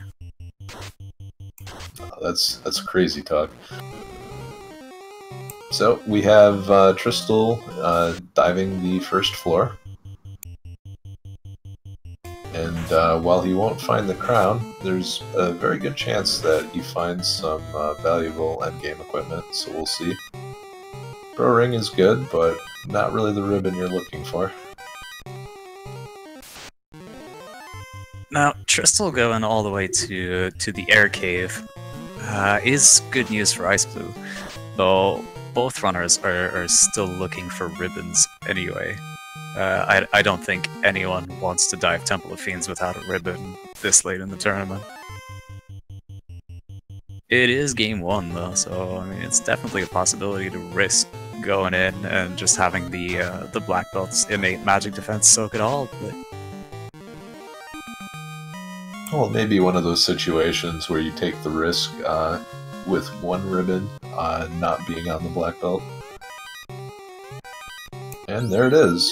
And chances are very good that Ice is also going to find this ribbon, given that he loves to clear out the bottom of Mirage Tower. Yeah, it's such an easy, quick clear that you can usually just reset encounters until you get a free ride to all of them anyway. Question in chat. Serious question. Why is Brack good? Brack has a very high accuracy as far as the instant death skills go. And Poison Stone is an element that is, well, it's resisted by more things than time, but not as much as Earth, so it kind of falls into that happy medium there.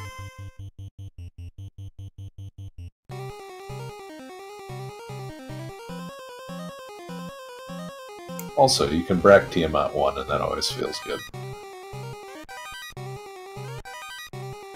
Fun fact, you can also Brack Kraken 1 at the exact same hit chance. Oh, no kidding. Yep. Does Kraken 1 just have lower magic defense? Correct.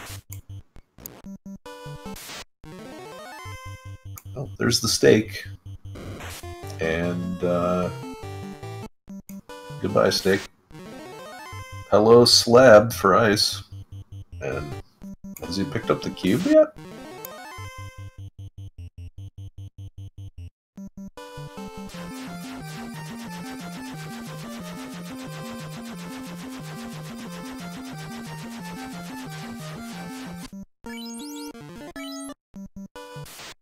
I really hope he did, because we've seen runners step on a trap tile and forget to do what they were supposed to do.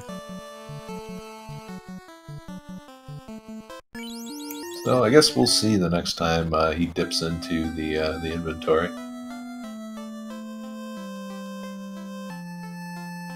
He did. So safe for now. And looks like Tristal did a quick dip and is now going into C, and we'll check the left side chest. Yeah, this is what I've seen him do before, where he'll just check early Mirage and not bother dipping into Sky Castle to go clear Sea Shrine. I don't agree with it personally, but I mean, considering the caliber of player, I mean, it's obviously working for him.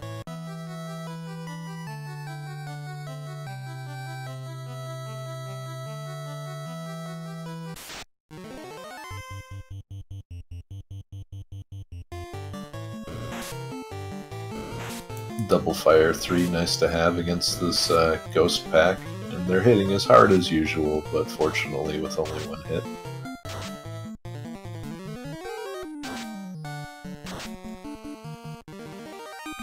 Well, he has a nice, tasty sandbag in the lead position, so I don't think he'll be shedding any tears if that thief dies again. Thief doing his job, tanking the floor.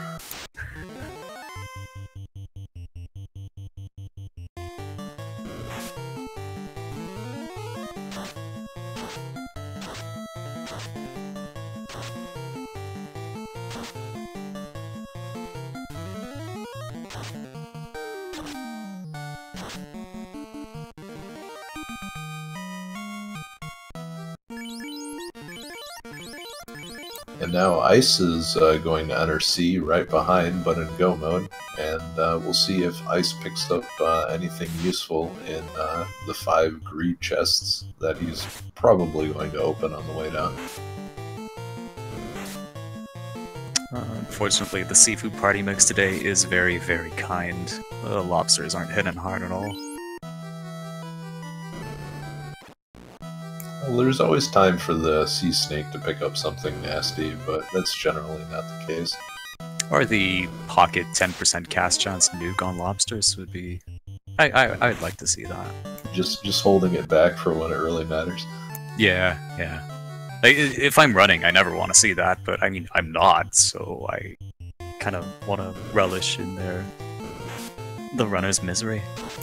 One of the things that you only want to see after you get past it. Like, oh, I guess I went first with my AoE against pirates. I sure hope they have nuke.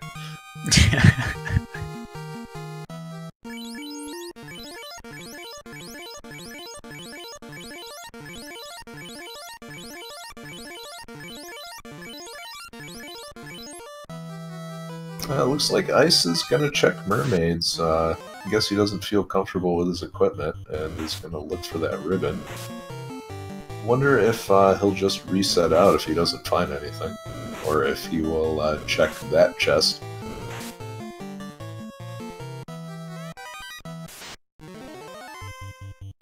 Well, he's picked up everything he needs. I can't imagine he'll be going out of his way for that chest.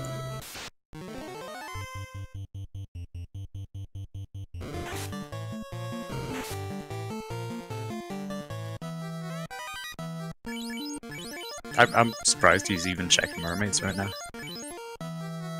Yeah, I feel like sort of taking the first 2 floors of Mirage is a much better investment in time. Definitely.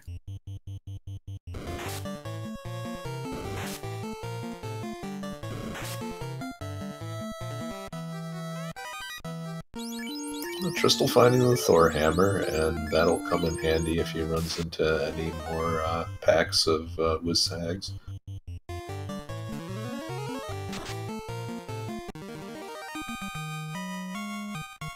And looks like Ice is committing to clearing out everything, so we'll get to see what is in that chest.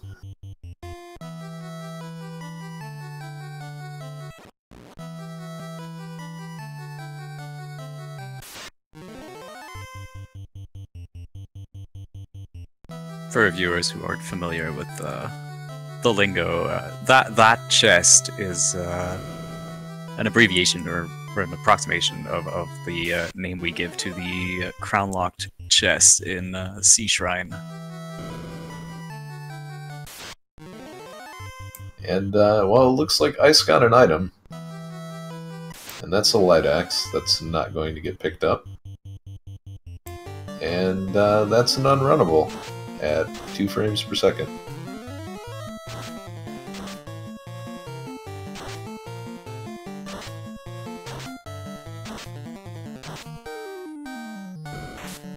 And waters have Scorch, illustrating the dangers of scalding.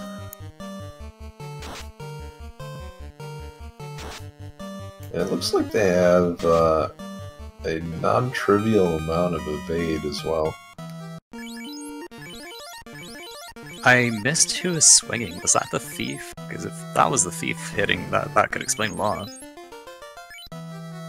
I think the thief missed outright, and the black belt only got 1 hit. Ah, that's gonna make for an interesting water floor. Yeah, and it looks like promotion is required for fast as well. So that's another interesting consideration. If Tristal doesn't do the drop down to check the incentive chest on the way out, he will miss the tail and not have access to fast. Well, Tristal's grind to 42 definitely just increased in value with both fast and temper being class change locked. I highly doubt that even if he does pick up the tail, he'll go class change and pick up those spells and everything, because at this point he just doesn't need them.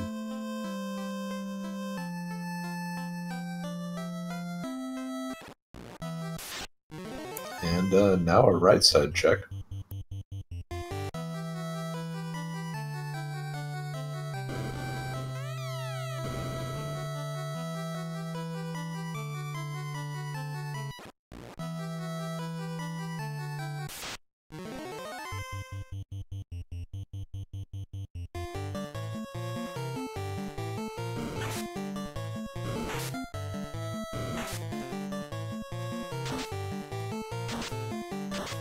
And now it's Tristal's turn to slog through one of these slower unrunnables in the game.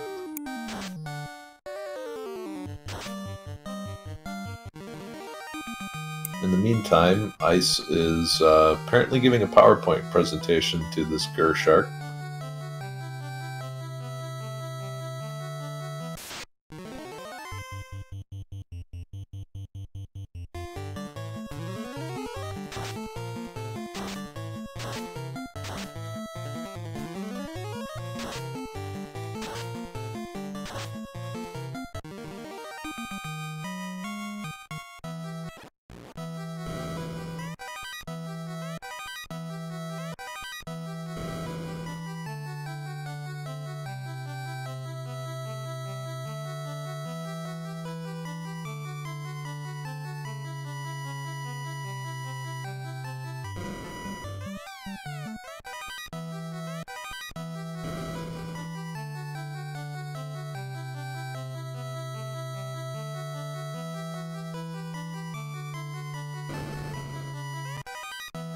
So Tristal continues to wind his way through through the Sea Shrine, picks up an opal bracelet, and now we're back with Ice's stream.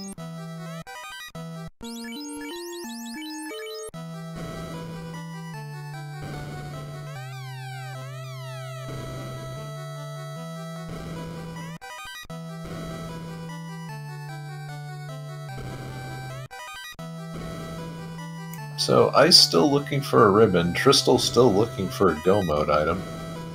Now that Ice has picked up a few more levels, he may feel more comfortable in getting a class change done for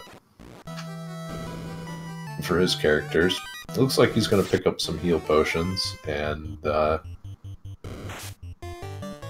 it doesn't look like that Thief is going to get picked up anytime soon.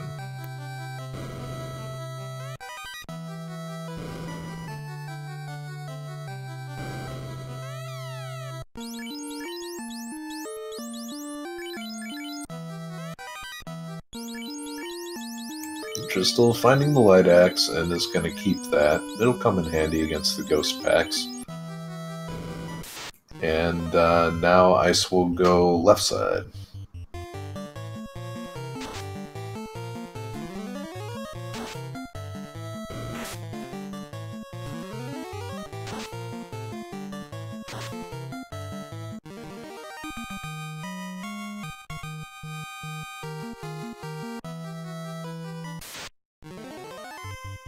And now we have synced up unrunnables. So sit back, relax, and enjoy the Arsehag Wizhag fight.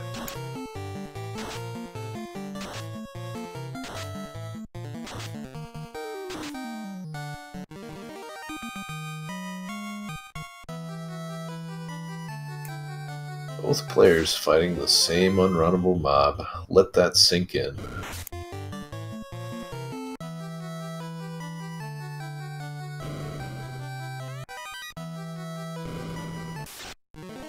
And with no crown, Tristal will skip the crown lock chest.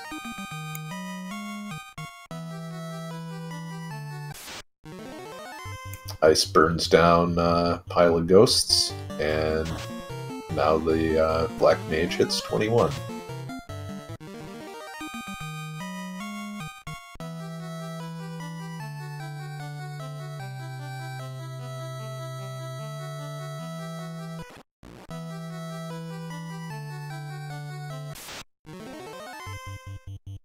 And it looks like, even though Tristal went all the way to 42 on the black belt, he's still taking a lot of fights. And this is definitely to xIceblue's benefit.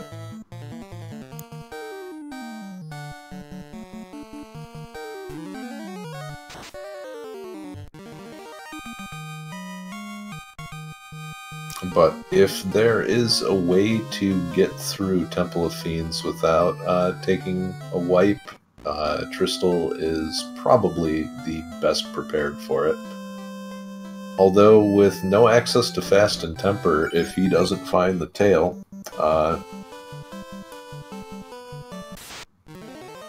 it might be xIceblue who turns out to be better prepared for it after all.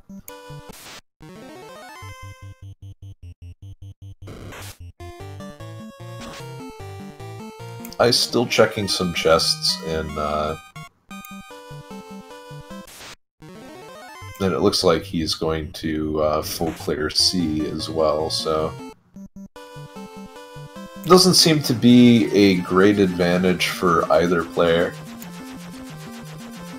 Although we'll see how rough the Kraken fight goes for Ice. And it looks like Tristal is going to land in the desert and full clear Mirage as well. And we'll see if Ice decides to do the same after finding the one ribbon on the first floor of Mirage. Though with his PowerPoint presentation going on right now, he might have picked it up in Sea Shrine and we didn't catch it. Was there a ribbon in the sea? I don't know. I legitimately could not get any item that Ice picked up in C, and I wasn't paying attention when Tristal went in. So we'll get to see if Tristal finds another ribbon clearing it, because we know he won't find the crown. Coming back to the Kraken fight on Ice's side, I don't think he'll be too worried with the white robe available and the defense sword. Just a nice quick stack of evasion will go a long way in negating a few of those heavy hitting tentacles. I'm curious if Ice will even bother to set up, or will just take, you know, fight double lit 3 and hope to outpace Kraken in damage. I don't know. I'm the kind of player that will usually go all out. My usual risky strategy, and by risky I mean incredibly risky, that will definitely bite you about 1 times out of 5, is that things can't hurt you if they're dead, so just kill them faster. But at 350%, that squid can have a lot of hit points.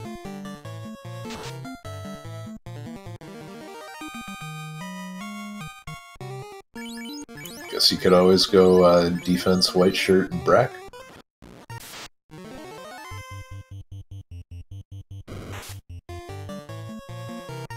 Double Gur Shark fight for Ice, and obviously he's going to take this.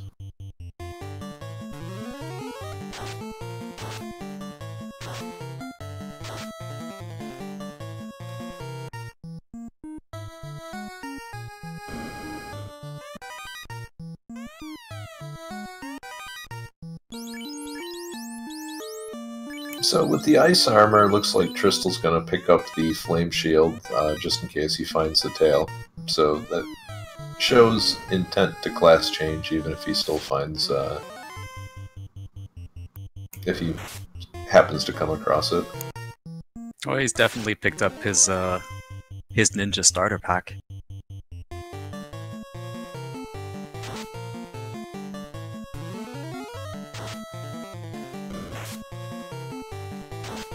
Takes the Evil Man fight, which is pretty good on experience. Do you feel this is one of the better experience mobs to take? I don't understand people who will grind Agamas and not take that fight, because it yields more experience. So it's definitely one of those encounters that you want to take. Kind of like the 4 mana core fights. That's great experience. Bang for your buck.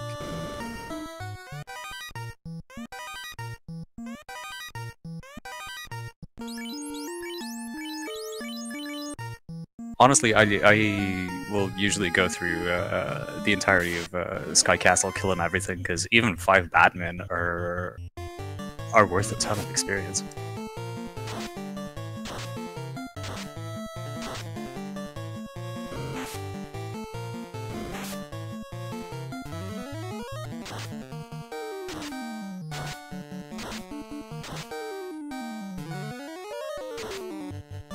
And it looks like Tristal kind of had the same idea as I did.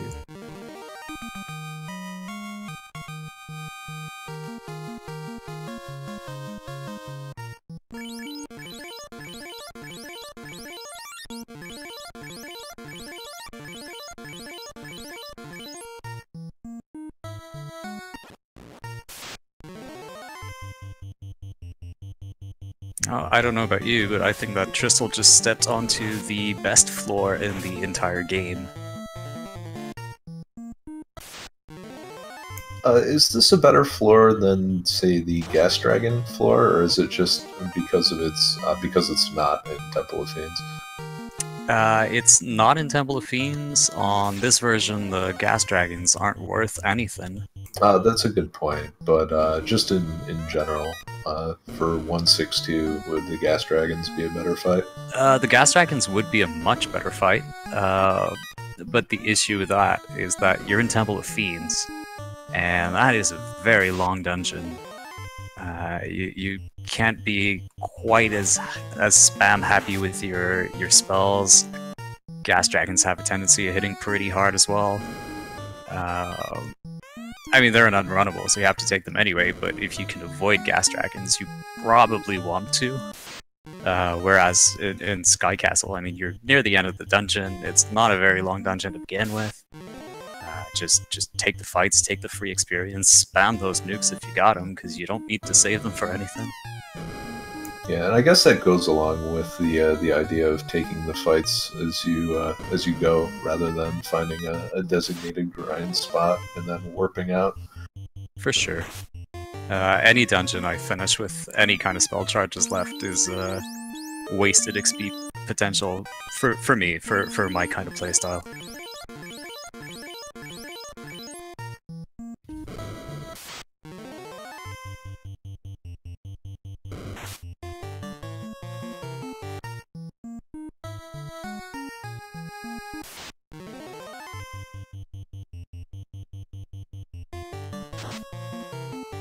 The second floor of the air cave is definitely a good spot to eye grind.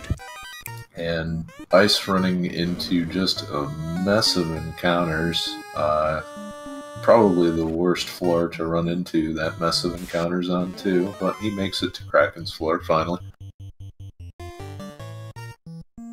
I swear every other encounter on that floor is a pack of ghosts. Yeah, I think it's upwards of 40% unrunnables, which is... I don't think it gets much worse outside of Temple of Fiends.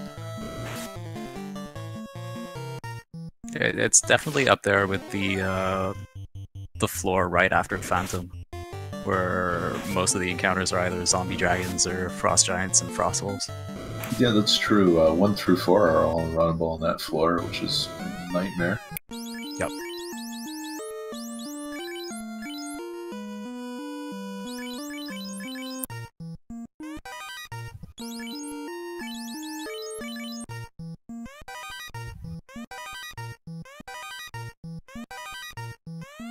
Tristal finding the Aegis shield. And there's the Brackstrats. And, well, down goes... Oh, geez. So, Kraken, one tentacle not hitting particularly hard, but he's got 13 hits.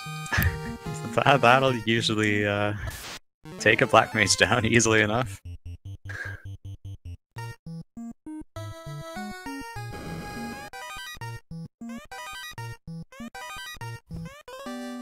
And there's the Adamant. Found it. Not quite the item jingle he was hoping for, but it's a start. And Defense Sword and Power Gauntlet wins again. He's going to pick up the Black Mages and then move on to Sky. And looks like Tristal picks up another ribbon. So 2 ribbons in air, and if Ice plays pretty greedy, there's a good chance that he's going to find both of them. I expect he'll be picking up at least one. That 4-pack of chests, when you're only on 1 ribbon, is usually something you'll check, even if you decide to skip Mirage Tower. I mean, it's right there. It's, what, a 12-tile detour?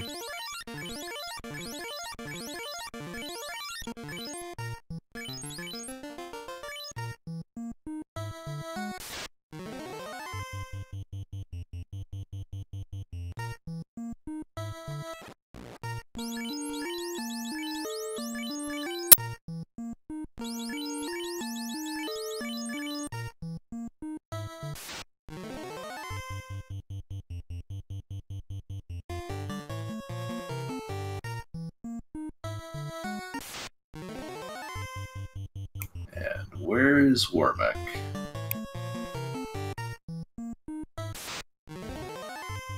Oh, I'm not going to see Warmech on Tristal's side.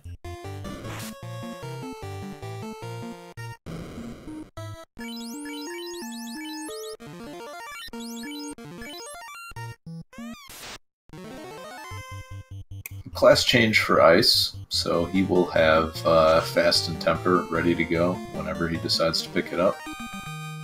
But he also has to do the Chime. excuse me, the Chime quest, and that's going to take a little bit of time.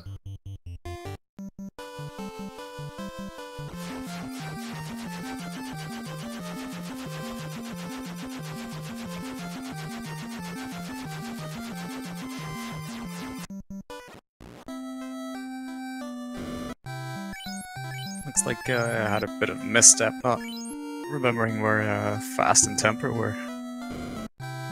I believe Fast is in Provoca, and I don't remember where Temper is. But I'm sure both of the runners have been taking notes.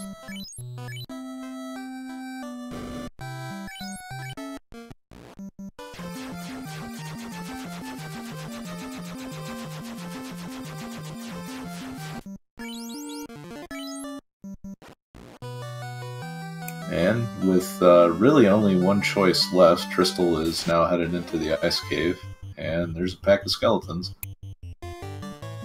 And the skeletons are more scared of you than you are of them. I expect the wizards to follow suit. Nothing angers me more than brave wizards. Well, looks like these guys fit the bill.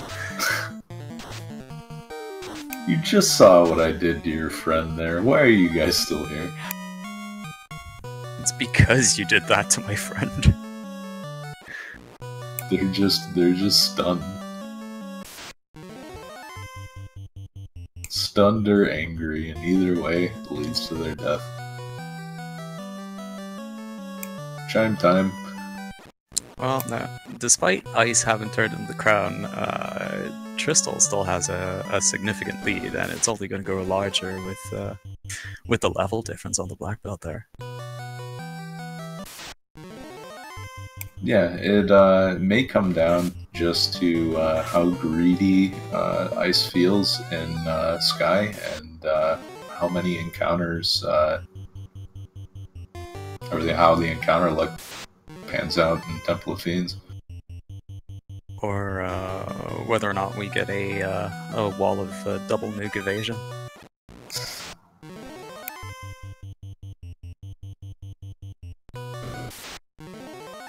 So Ice having access to Warp will let him clear Mirage Tower a little quicker. Have to wonder with it being almost 2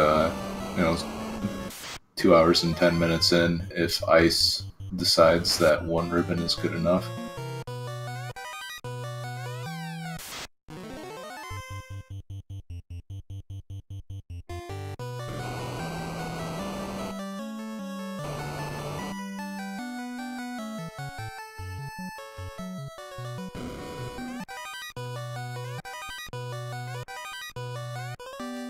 There's the crown for Tristal. We'll see if he checks any more chests.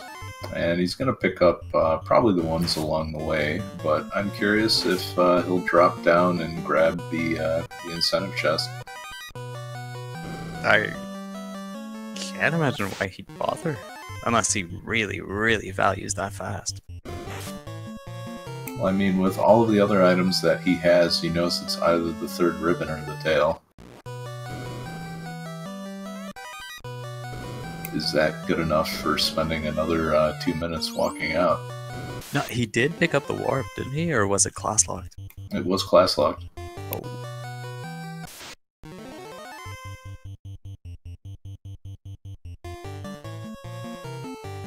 And Ice's stream just coming back up briefly, but I see he's in Mirage right now, floor 1, checking those chests, so he'll pick up his ribbon shortly.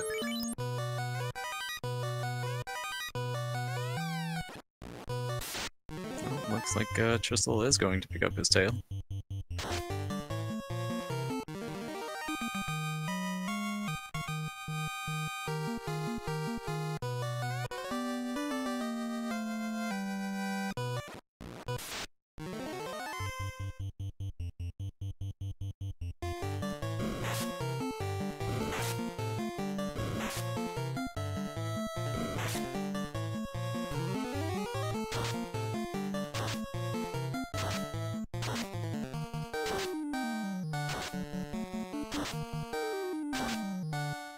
So he will have Fast and Temper available for his black belt, and we'll see if the time it takes for Tristal to do the class change and then pick up all of the spells he wants will give Ice enough time to catch up. Yep. Though, I mean, we did mention it early on in the run, but the bosses might not be the only barrier in Temple of Fiends. Just a few nasty unrunnables, like a 4 worm encounter, or even just a 7-pack of vampires could really ruin everybody's day with little to no healing available. Yeah, anything that can hit hard, but and take a while to get through. As every runner knows, the 4 worm encounter is always a very quick and safe clear. Question in chat: did Ice forfeit? Ice's internet forfeit, but he's still here. Yeah, Ice is unfortunately on Cox cable. And so at 2 minutes, or excuse me, 2 hours, 12 minutes, 14 seconds, he just beat the blue dragon, so it looks like he's skipping the second floor and just making a run for Temple of Fiends. So this could get pretty close. Ice has Fast available to make the Tiamat fight a little quicker. We'll see if he decides how many fights he decides to take just going through Sky.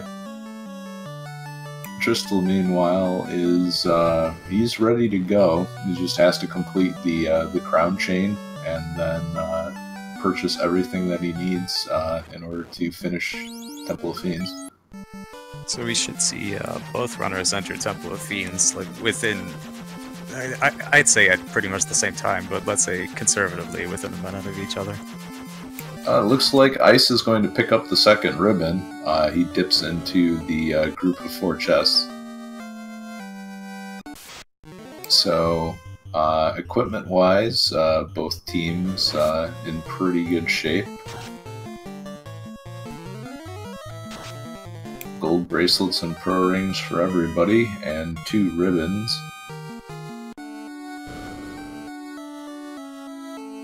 Tristal taking down Astos as it looks like Ice is going to throw a couple of lit 3s out into a guard sentry formation. Are the guard sentry formations usually worth taking? The sentry is worth a ton of experience.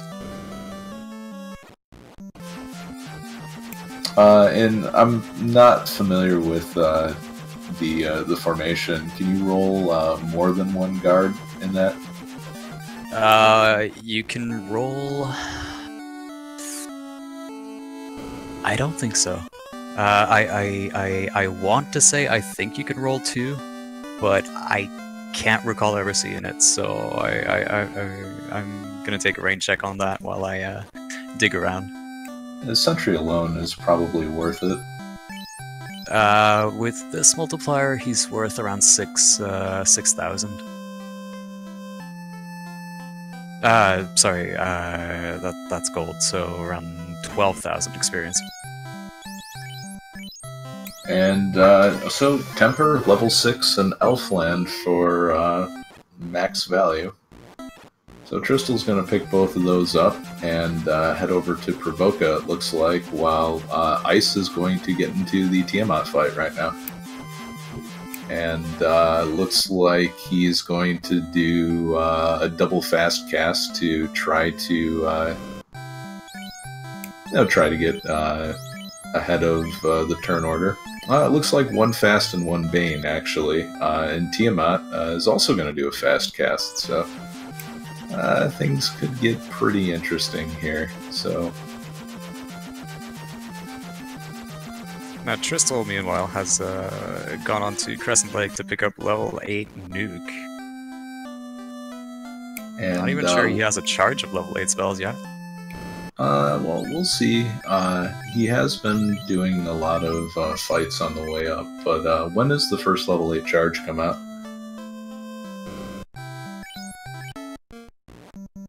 It's around the mid-20s. And Tiamat down for Ice, and looks like Tristal is ready to go in. Tristal has a higher level black belt, Ice has higher level black mages, but when a boss decides to cast Nuke, it's gonna kill a black mage usually, no matter what.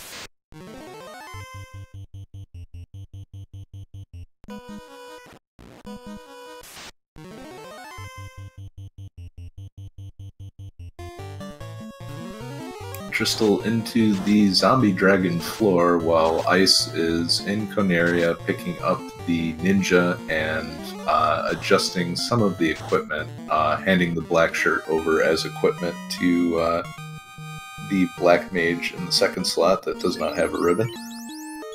And it looks like he is going into Temple of Fiends right now, so going in... the problem is, Ice's stream is lagging so much that he's going into Temple of Fiends at 2:16:44, so allow me to refresh the stream and see if we can get this synced up a bit.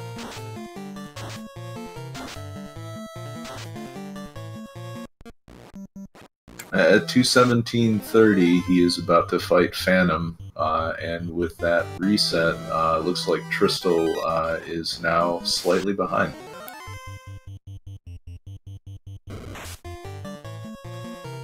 Now let's not forget that Tristal has a significantly more powerful damage dealer.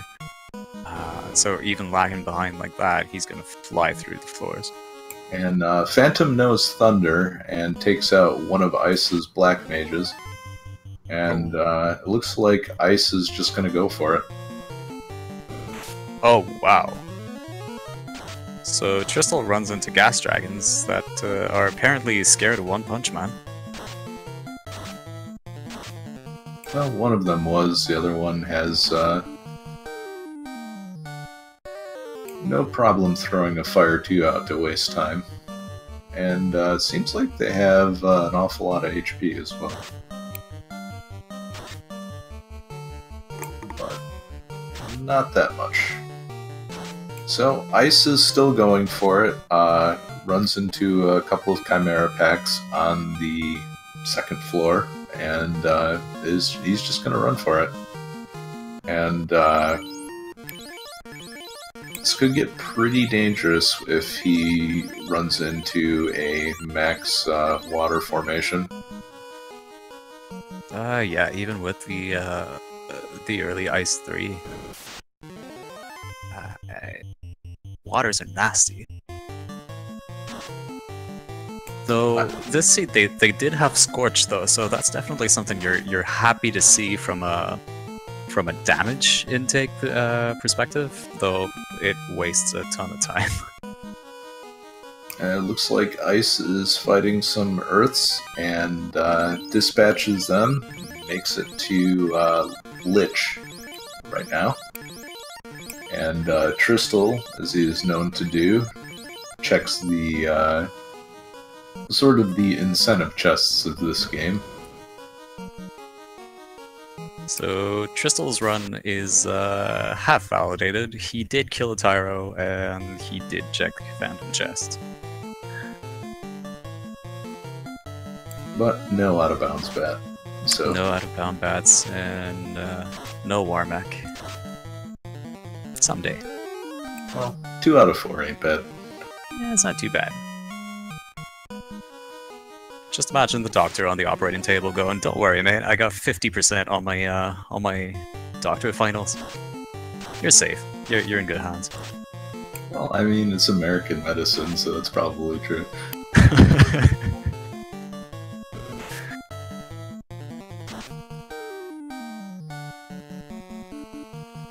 And oh, of course, there's 4 fires saying hello to Ice.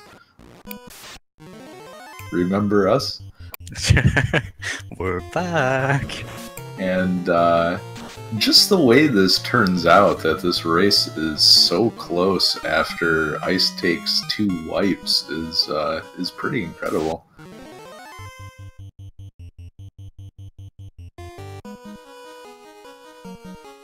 Well, it just shows.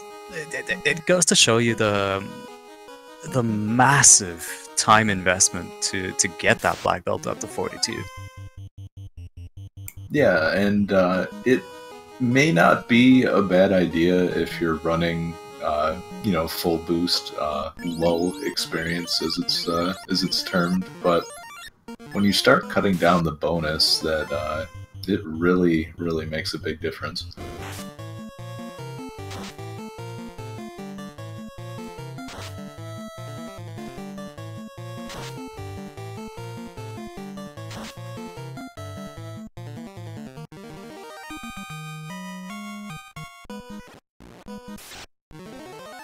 And, well, we have both players on the fire floor, but Tristal running away from a pack of lizards that want revenge.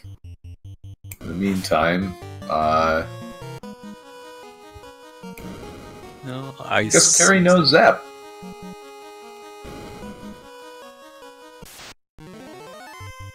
And Zap not claiming anyone's life. But that's a reset. And we'll see if Tristal runs into the same issue. Carrie hits really hard.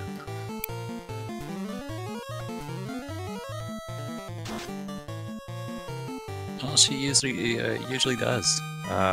Both Carrie and Kraken have an absurd amount of hits on base stats alone. So once you start scaling those and multiplying something that already hits like a truck, all the armor in the world is not going to save you.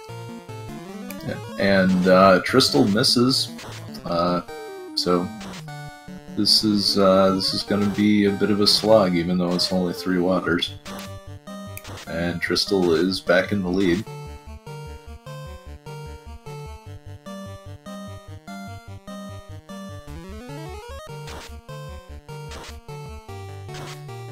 Starting to run a bit low on those ice charges, though. If the water floor isn't very gentle with them.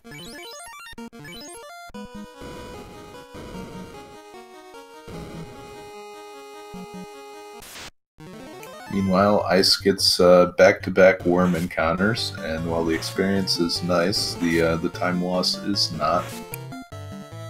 Makes it to the Gas Dragon floor, and we'll have round 2 against Phantom in just a bit.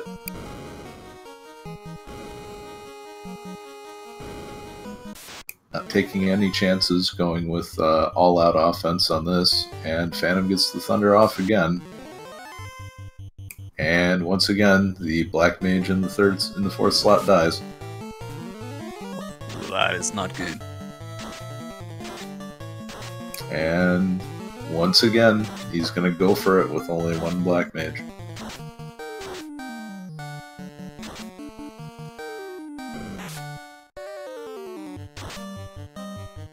Question in chat, what happened to Ice? The internet is not cooperating for Ice.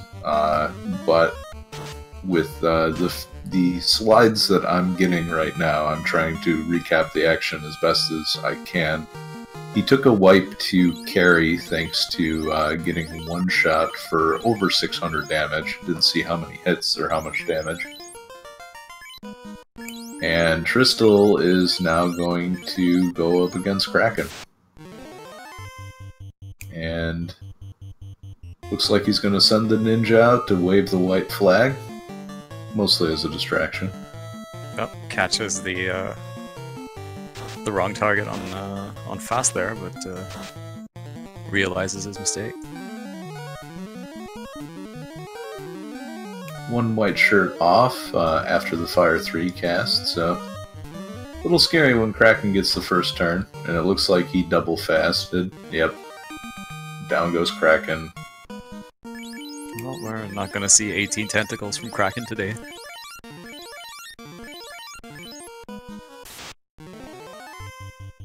Well, we are going to see one more water fight for the road, and the length of this the seafloor is letting ice catch up, although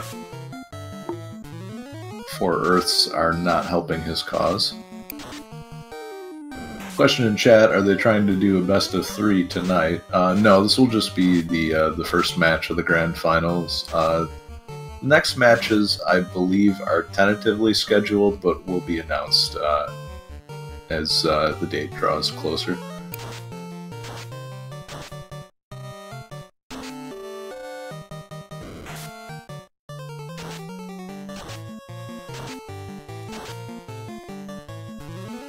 Looks like Ice still having a little trouble getting through this Earth fight.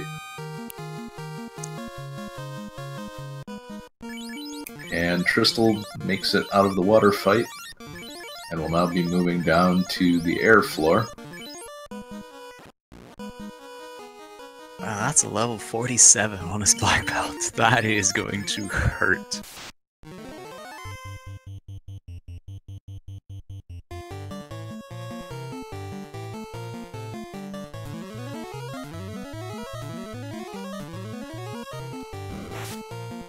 Oh, so does Tiamat. Ooh, 711 damage, and that is inconvenient for Tristal's party, but only one hit from Tiamat before going down, so 42 black belt, 42 plus black belt, paying off there.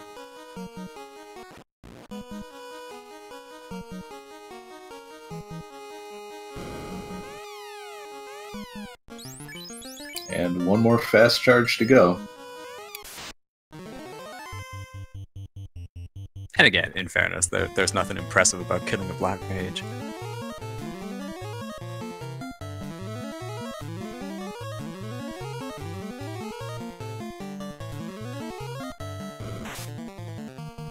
And not hitting very hard. No, Chaos seems to be tamed so far. So, ooh, holding a little back there. Well, there's the absorb difference. I mean, the thief is wearing the best fighter gear available. So, stacking up one more defense as Ice goes into the carry fight again. And we'll see if he has a little better luck this time. Decides to pop a defense. Carry replies with Zap. And it looks like Zap hits no one. Tristal is going to be hitting for a nice little chunk of over 2,000 damage. Well, a little bit under. And he punches out all his blood. So, GG to Tristal, finishing with a SRL time of 2:29.15.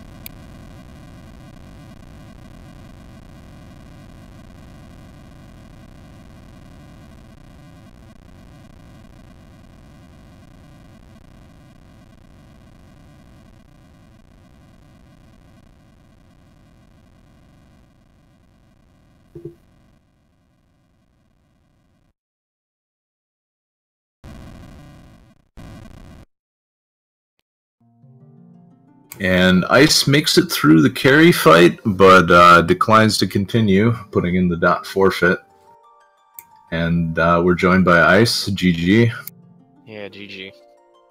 Rough luck with the fire encounters on the during the Red Dragon grind. That seed was trash. Like, not even a fun seed, to be honest. No ribbons until the final area. Like, no fun at all.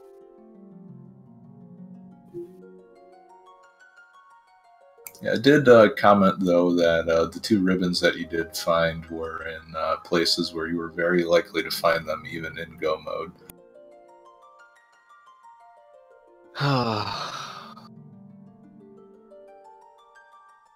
I think had I had not wiped to carry 2, or lost my black belt on the second turn, I think I would have been a little bit closer, to be honest. Because I lost a lot of time there as well. So with the Red Dragon grind, was the plan to just go as far as the potions would take you, or was there a certain level that you had in mind? I was hoping to get to at least 32 before I left, but nope, couldn't even do that because for some reason the damage was not doing anything. He was just continuously hitting 160 damage despite the fact that I had no armor equipped and I wasn't gaining any absorb. So I think that's a function of the armor bug, though. With the weapon equipped, it doesn't do the recalculation. Yeah, with having a weapon equipped, you're going to be stuck with whatever armor you have until you look at the armor screen. Even if you're not wearing armor, and the assumption is that your absorb keeps going up with the black belt's levels, if you have a weapon equipped, that's just not going to happen. I don't know. That seed was just absolute garbage. And we're joined by Tristal. GG to you, Tristal. And thank you very much, GG to xIceblue. Sorry for your bad times in Volcano, apparently. It's just, I had nothing but, like, retarded encounters. It was just fire giants, and then 3 steps later it was fires, and I was like, okay, I have no heal potions, thanks game. What level did you start going into Volcano? 16? Right where I started to, actually, so. I took a lot of encounters in Earth, so I was able to gain a lot of levels. I did a lot of grinding on Power Peninsula before Earth, just to prepare for it. Oh, I didn't even go to POP. I'd never feel like ever going there. I don't think it's beneficial, to be honest. This seed, since gold bracelets were in Provoca right there anyway, the grind gave me enough gold to get those. I was also hoping to get fast while I was there, hence why I grinded to 16 exactly, but then so we couldn't get it anyway. So as it turned out, both of you were grinding giants at the exact same time. Just Ice took the Hall of Giants, whereas you went to the Peninsula of Power. That's a pretty solid grind spot I'll have to think about. I only did it till 11, because, I mean, we had Lit 3 and Fire 3, so Earth Cave was going to be no problem. I wanted to be able to grind enough so that Volcano wouldn't be an issue, because I figured I was just going straight to Volcano after Earth anyway. What did you end up grinding on? Yeah, primarily, the first encounter on Power Peninsula was Tyro, but Tyro had like 1,000 hit points or something completely ludicrous. So I reset, and the second encounter was Giants on Power Peninsula. So I grinded that to 16, and then finished Earth Cave, cleaned up the top of Volcano, and grinded on Agamas. It was all tense because I didn't have a ribbon at that point, but yeah, so be it. Agamas had like 500 plus HP. Ugh. Red D had like 90, I didn't Dan. But he had like a truck. Yeah, I didn't Dan anybody in my party, so my Black Mages had enough to get me going, and then Mazmune being on the second floor of Volcano also made it fairly easy to grind.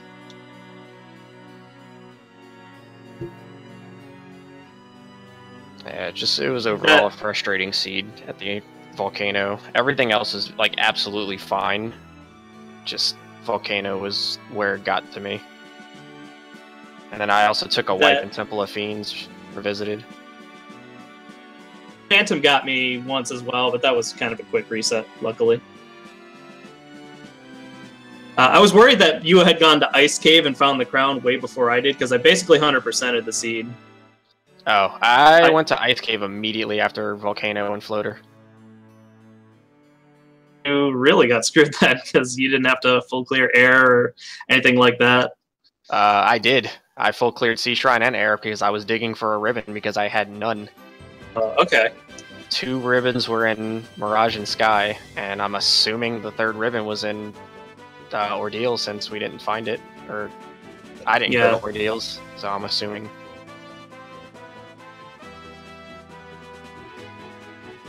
Yeah, so Tristal, with Ordeals being crown locked, how did that change your theory on routing for this round?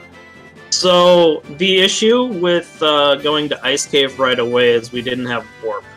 I was really worried about that taking forever, and with no healing classes, I tend to want to be a really high level in general. So when faced with the decision of Volcano or Ice, I felt like Volcano was the smarter play, even without a ribbon. Like, you kind of have to take a chance. And if Agamas have something nasty and Red Dragons are unkillable, then maybe you can just try and kill Carry and go find another place to grind. But normally I like going to Ordeals first. It's a short dungeon, with or without Warp, really. The enemies aren't really that tough. The ones that are annoying die to Fire 3 or whatever. So in general, I like going to Ordeals. It's incentivized, so there's an item that's usually kind of useful there. We pigeonholed it to be the third ribbon here. That would have been totally fine, obviously, but not with these finals flags. They're definitely more challenging.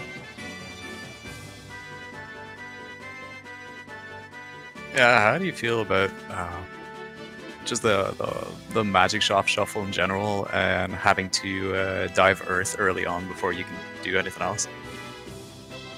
I haven't played a whole lot without the early Canoe. It's interesting, but it kind of eases you into the seed as well. Since Earthcape really isn't that hard, usually you just want to do it last because you don't want to full clear Earth because it takes a while to get all the treasures, especially if you don't have Warp. But it's silly not to just full clear it while you're there anyway. Encounter the no early Canoe seeds where Ruby is like guarded by Vampire or something like that, so where you have to go in and out. So I haven't really encountered anything too nasty seeds like that. I did do a practice run yesterday, and I was just too low level to finish it even. So I took that into account when grinding as high as I did. A lot of times I'll tend towards trying to be a lower level just to make things faster. Like level 32 is enough, and it actually might have been in TOFR this time. Obviously that saved you some 4 or 5 minutes of grinding, but when it's not, you'll be glad you have the levels. Except for when Carry 2 hit my black belt for 900. That's also fun. Yeah, after she zapped first and then hit my black belt for 900.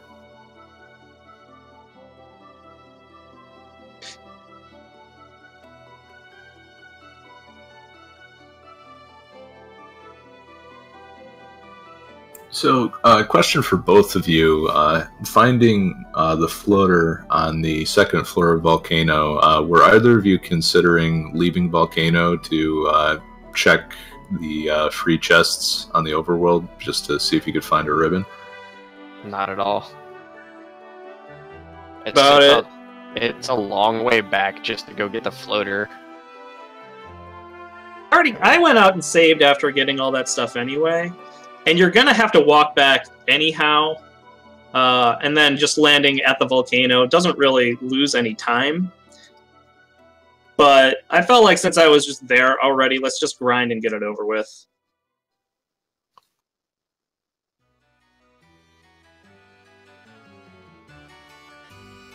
So, going forward into the next match, is there anything either of you is looking to do differently?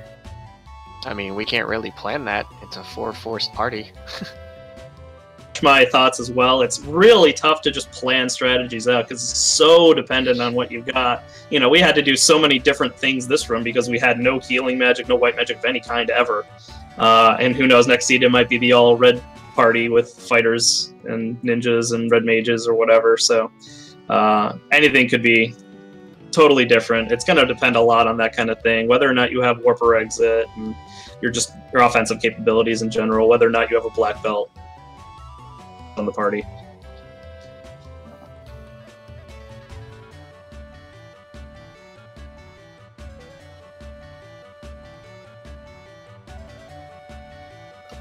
What's your availability for tomorrow, Tristal? Pretty much anytime after 5 p.m. Eastern. Let's discuss the time to do it, because I'm off work tomorrow. We can wrap it up. We can try to wrap it up anyway. We'll see. Yeah, that sounds good. Everybody in chat, get hype. Alright, you heard it here first, folks. I think that just about wraps it up. Just a little friendly reminder, if you haven't already, give our runners some love. They put on a really nice show tonight for us, and there's at least one more match to look forward to, but I'm going to be hoping for another 5. And at the same time, if you haven't, give Feasel and Speed Gaming a follow, or even better, subscribe if you can. There's a lot of work behind the scenes that goes into making these kind of races available to you on this channel. A lot of hard work from our robot overload Feasel. He deserves the love. Give him a hand of applause. Subscribe. Show him you love him back. And we'll catch you all next time, unless either of you have any final words.